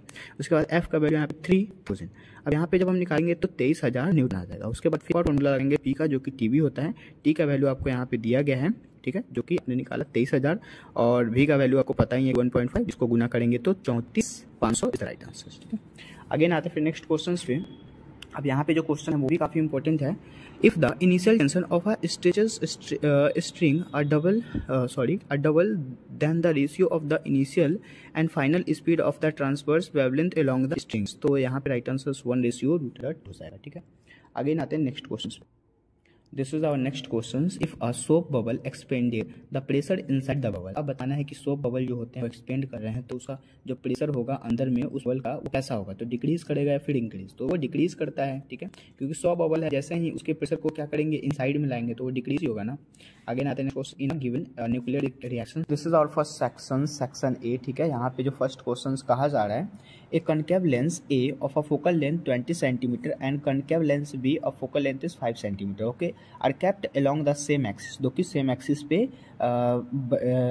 along है, ठीक है, and with the distance d between them, if a parallel beam of light falling on A and leave B as a parallel beam, okay, then the distance d is centimeter will be। अब आपको यहाँ पे distance find करना है, तो distance के लिए formula क्या होता है, focal length minus concave length. Focal length कितना दिया है 20 सेंटीमीटर एंड कनकेव लेंथ कितना दिया गया है 5 सेंटीमीटर, तो 20 centimetre minus 5 centimetre is equal to 15 centimetre is the right answer. So फिर से अब नेक्स्ट क्वेश्चंस को हम यहाँ पे डिस्कस करते हैं। The equivalent capacitance of a combination so in the figure. इस फिगर के इंटरनली आपको बताना है इक्विवेलेंट कैपेसिटेंस फाइंड करना है। तो इक्विवेलेंट कैपेसिटेंस का फॉर्मूला होता है C1 प्लस C2। C1 कहने का मतलब है यहाँ पे इन दोनों को ले लेंगे C1 के लिए, तो C1 के लिए कैपेसिटेंस इन दोनों का कितना हो जाएगा, 2 हो जाएगा, ठीक है। और यहाँ पे ये तो बीच का है, तो 1 and 1 मतलब कि 1C और 1C, 1 capacitance and 1 capacitance is equal to 2 capacitance. So 2 capacitance is the right answer, ठीक है, बिकॉज बीच वाले को हम नहीं लेंगे क्योंकि इक्विवेलेंट कैपेसिटेंस कह रहा है जो भी साइड के कैपेसिटेंस है उसको हम फाइंड करेंगे। ओके, अगेन आते हैं नेक्स्ट क्वेश्चंस पे। ये सारे के सारे क्वेश्चंस काफ़ी ज़्यादा इजी हैं, ठीक है। अगेन फिर क्या है, find the value of angle of emergence from the same prism, refractive index of the glasses is √3। Okay, Snell के नियम से हम इस चीज़ को फाइंड करेंगे। अब जैसे कि आपको यहाँ पे डायग्राम दिख रहा है, तो इसमें 60 डिग्री ये दिया गया और ये 90 डिग्री है, तो टोटल जो 3 एंगल्स के होते हैं उसके अंदर तो 180 डिग्री का कौन बनता है, तो हमने 30 डिग्री यूं ही फाइंड कर लिया अपने अकॉर्डिंग, ठीक है।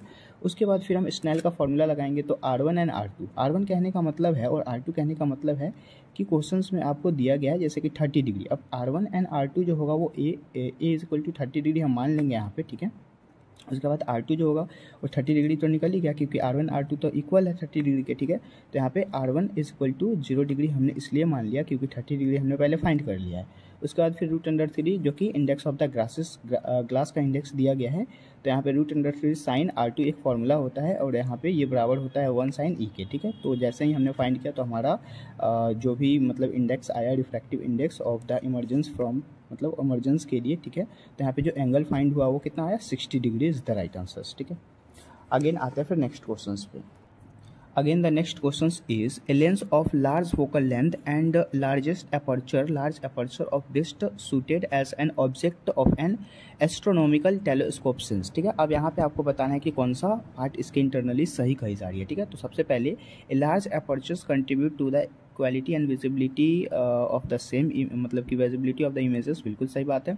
Again the large area of the object ensure better light and gathering powers, this is also correct option. Again a large aperture provide the better, बिल्कुल सही है, मतलब कि all of this is the right answer, ठीक है। किसके लिए, तो यहाँ पे जो भी टेलीस्कोप कहा गया है astronomical telescope in the object, तो ये बिल्कुल सही बात कही जा रही है, ठीक है। अगेन आते हैं नेक्स्ट क्वेश्चन पे। Again the next question is the electrical tractions in n type semiconductor से एक क्वेश्चन आया हुआ है, ठीक है। As the same as hole concentration of PN semiconductor, the external field electrical is applied across each of them and compare to the current of them. अब यहाँ पे जो 4 ऑप्शन है इसके अकॉर्डिंग आपको बताना है कौन सा ऑप्शन सही है, ठीक है। जैसे कि करंट इन पी टाइप, मतलब पी टाइप में जो करंट होता है वो बड़ा होता है, एन टाइप नहीं, गलत बात है। पी टाइप जो एन टाइप सेमीकंडक्टर होता है वो बड़ा होता है पी टाइप से, इसीलिए यहाँ पे 2 इज द राइट आंसर, ठीक है, जो कि बिल्कुल कंसेप्चुअल बेस्ड और रट्टू क्वेश्चन था, ठीक है। अगेन आते फिर यहाँ पे नेक्स्ट क्वेश्चन पे। नेक्स्ट क्वेश्चन से यहाँ क्या कहा जा रहा है, ए बॉडी इज एग्जीक्यूटिंग, मतलब कि एक बॉडी है जो कि उसका executive simple harmonic motion HSM जो दिया गया है SHM, ठीक है, with the frequency n and the frequency of the potential energy is. अब यहाँ पे ना आपको फाइंड करना होगा, जैसे कि x का फॉर्मूला, अब हमें x का मतलब कि मान फाइंड करना है फ्रीक्वेंसी के लिए, तो a sin ओमेगा t एक फॉर्मूला आता है, ठीक है। अब इस वाले फॉर्मूले पे जब हम पुट करेंगे तो हमारा राइट आंसर 2n आएगा, ठीक है, this is the right answer. आगे आते हैं नेक्स्ट क्वेश्चन पे।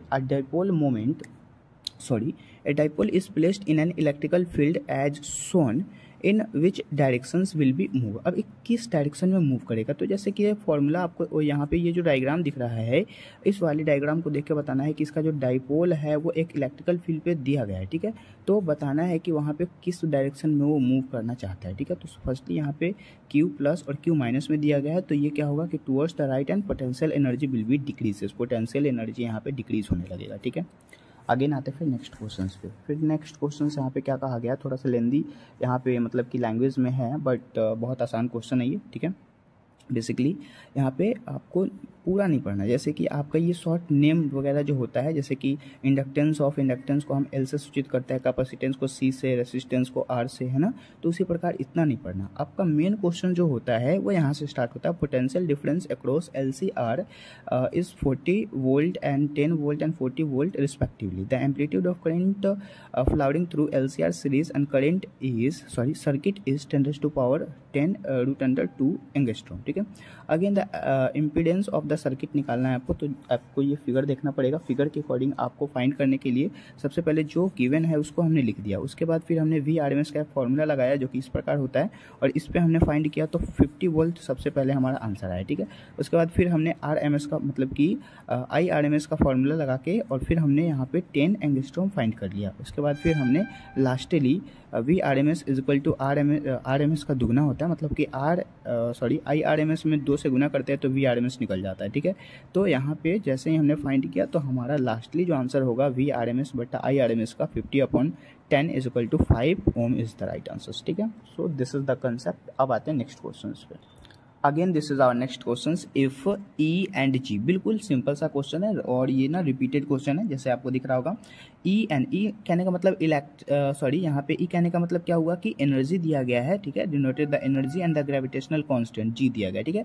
अब आपको ना यहाँ पे डायमेंशन फाइंड करना है E/G का। तो E का फॉर्मूला क्या होता है, यहाँ पे आपको लिखा हुआ है, जैसे कि हम एनर्जी का फॉर्मूला निकाले तो एनर्जी का फॉर्मूला होता है ml² T इनवर्स स्क्वायर, जो कि रटने वाला चीज़ है, आपको यहाँ पे याद रहना चाहिए एनर्जी का फॉर्मूला।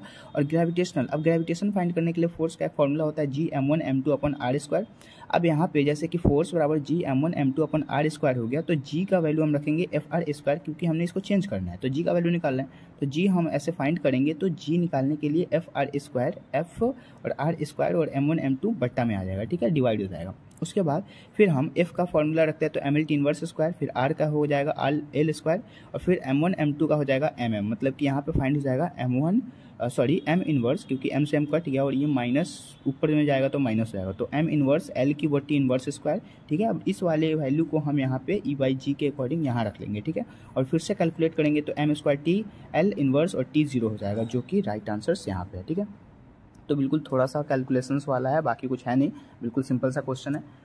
अगेन देखते हैं next question. For a plane electromagnetic wave propagating in x directions, which one of the following combinations give the correct possible directions for electric field and magnetic field respectively। अब देखिए यहाँ पे क्या है, जैसे कि ऑप्शंस के अकॉर्डिंग भी आपको लगाना चाहिए, लेकिन पहले हमें जो फाइंड करना है, जैसे E और B के लिए, मतलब कि एक इलेक्ट्रिक फील्ड है और दूसरा मैग्नेटिक फील्ड है। मैग्नेटिक फील्ड इलेक्ट्रिक फील्ड का हम यहाँ पे वेक्टर निकाल लेंगे, ठीक है।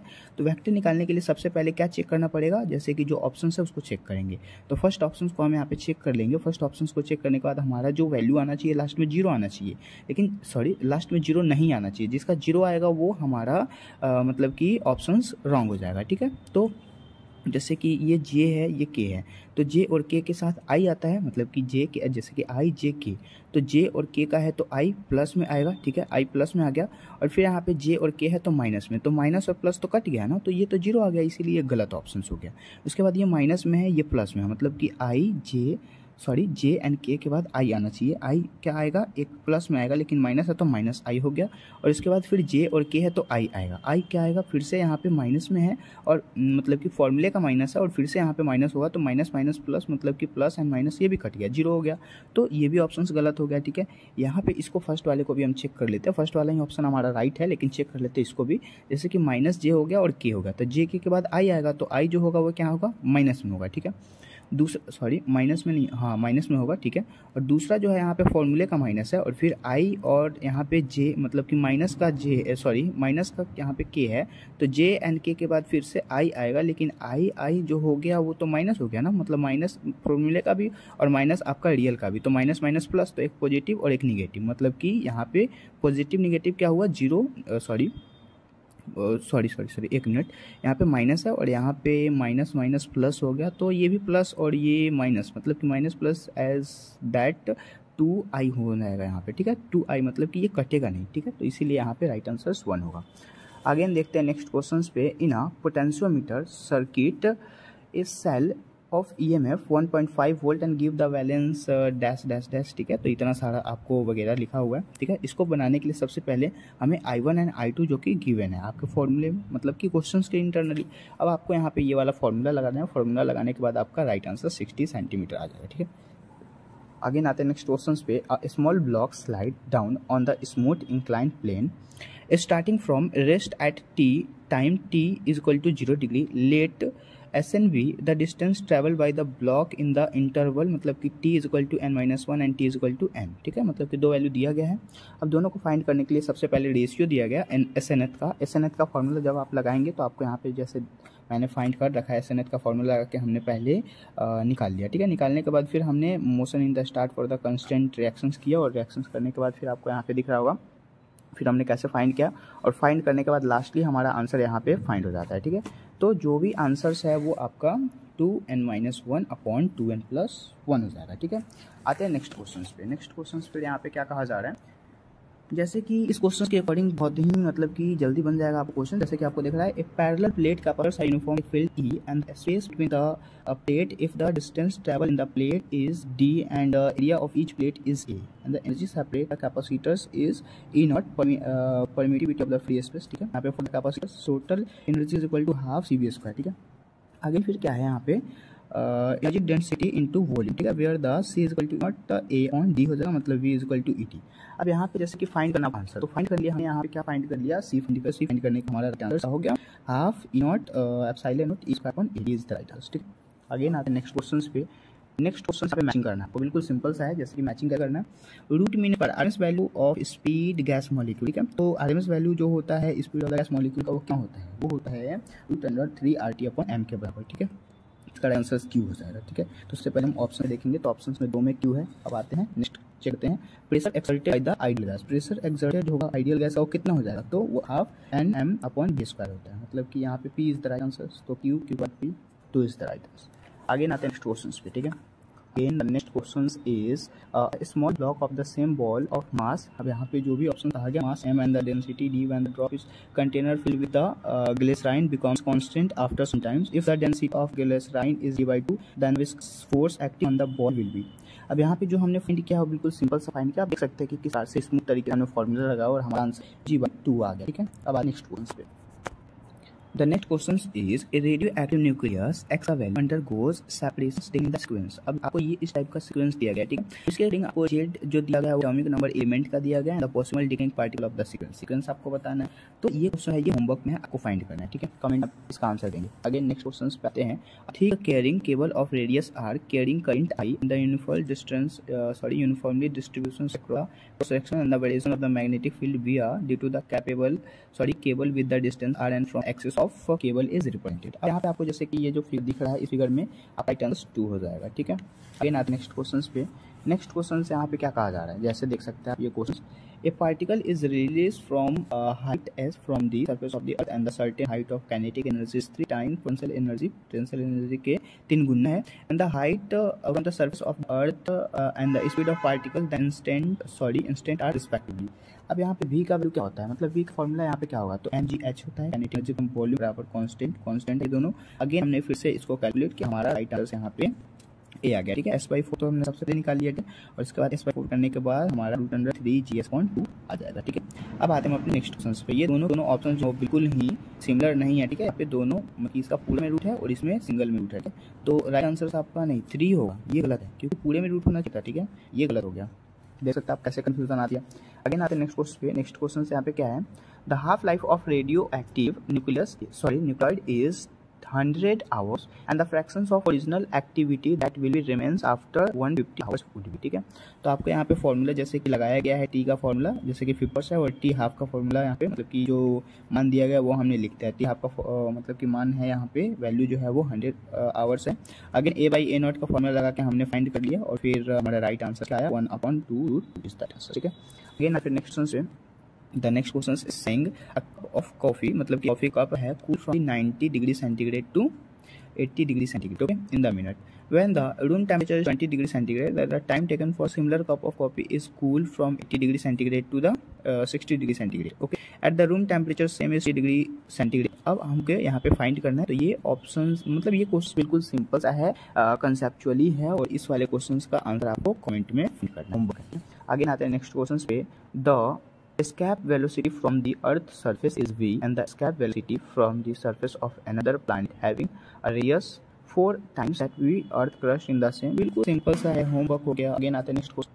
Next question is water falls from the height of 60 minutes, okay, and the rate of 50 kg per second to operate the turbine, and the loss due to the fractional force are 10% of the input energy. How much power generated by the turbine? Turbine का कितना मतलब यहाँ पे percentage होगा? Power का formula होता है total work done upon total time. इसके अकॉर्डिंग हमने निकाला हमारा 90% इज राइट आंसर, जिसको हम किलोवाट में करेंगे तो 8.1 किलो आवर होगा. ठीक है, अगेन आते हैं नेक्स्ट क्वेश्चन पे.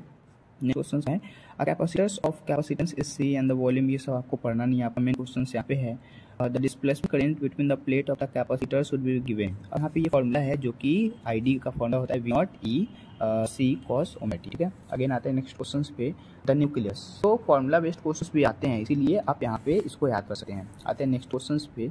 A nucleus with mass number is 240 break into two fragments and mass number is 120. The binding energy per nucleon of unfermented nucleus is 7.6 MeV.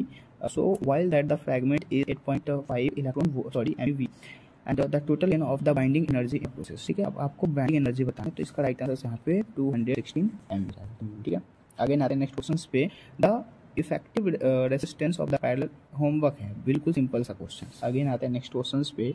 Spring is stretches. अब यहाँ पे ये जो क्वेश्चन दिख रहा है ना, ये थोड़ा सा कंसेप्चुअल, जैसे देख सकते हैं 5 सेंटीमीटर कहा गया, फोर्स 10 मतलब न्यूटन कहा गया. ठीक, and the time period of oscillations when the mass of 2 kg is suspended bye. ठीक है, जैसे कि आपको यहाँ पे इतना दिया गया 0.628 सेकेंड. ओके, तो ये जो ऑप्शन होगा ये बिल्कुल सही है, लेकिन इसके लिए फॉर्मूला आता है जो कि आपको कमेंट में बताना है. ठीक है, आगे आते हैं next question. Next question is two charge spherical conductor of radius R1 and R2. ठीक है, ये क्वेश्चन जो है ये नीट 2023 में भी आया हुआ है. Connected by the wire, then the ratio of surface charge density of the space that this is the right answer. की फॉर्मूला हो गया R2/R1.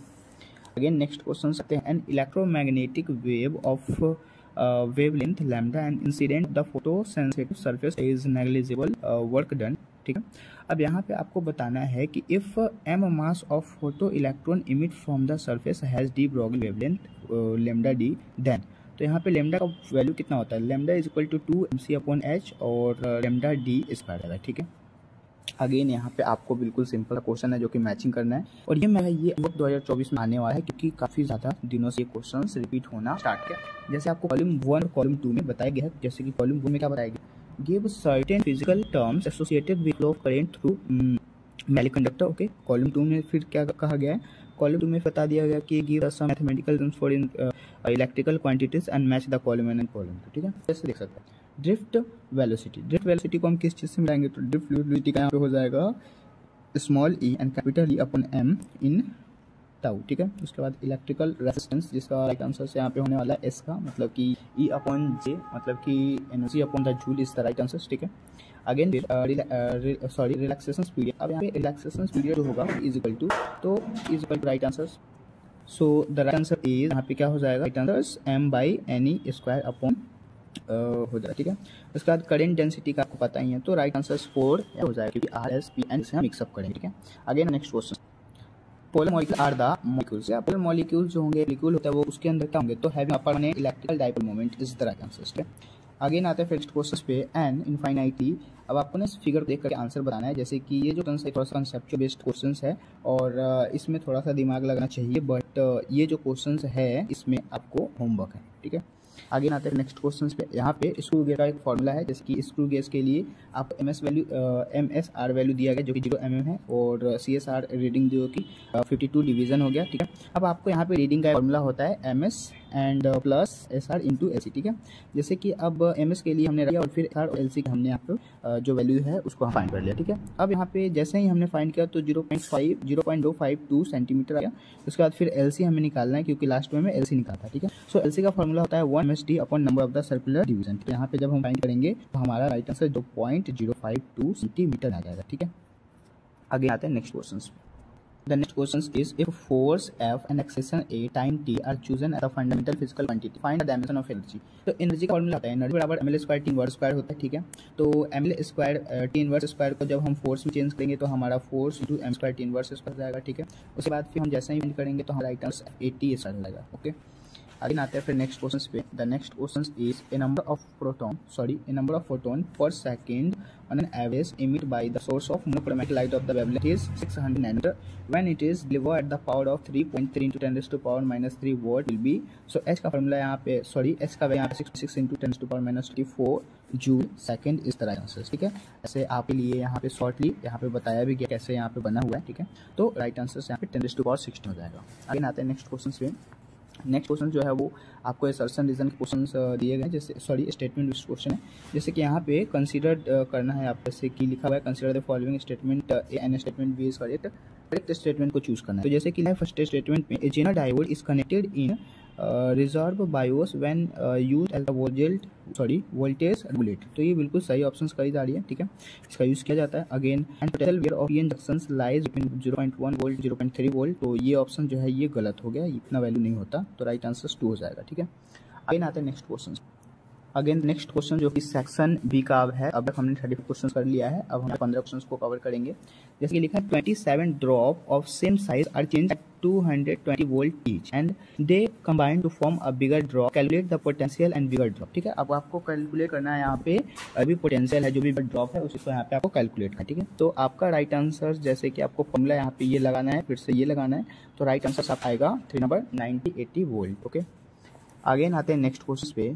इन द प्रोडक्ट, मतलब कि कुछ प्रोडक्ट है जिसके इंटरनली आपको फोर्स का वैल्यू दिया गया है Q into V into B, ठीक है। आपको इसी का मान निकालना है, इसी का वैल्यू निकालना है, ठीक है। तो इसको वैल्यू जब आप फाइंड करेंगे तो आपका फाइनली राइट आंसर यहाँ पे -6i cap -6j cap -8k cap आएगा, ठीक है।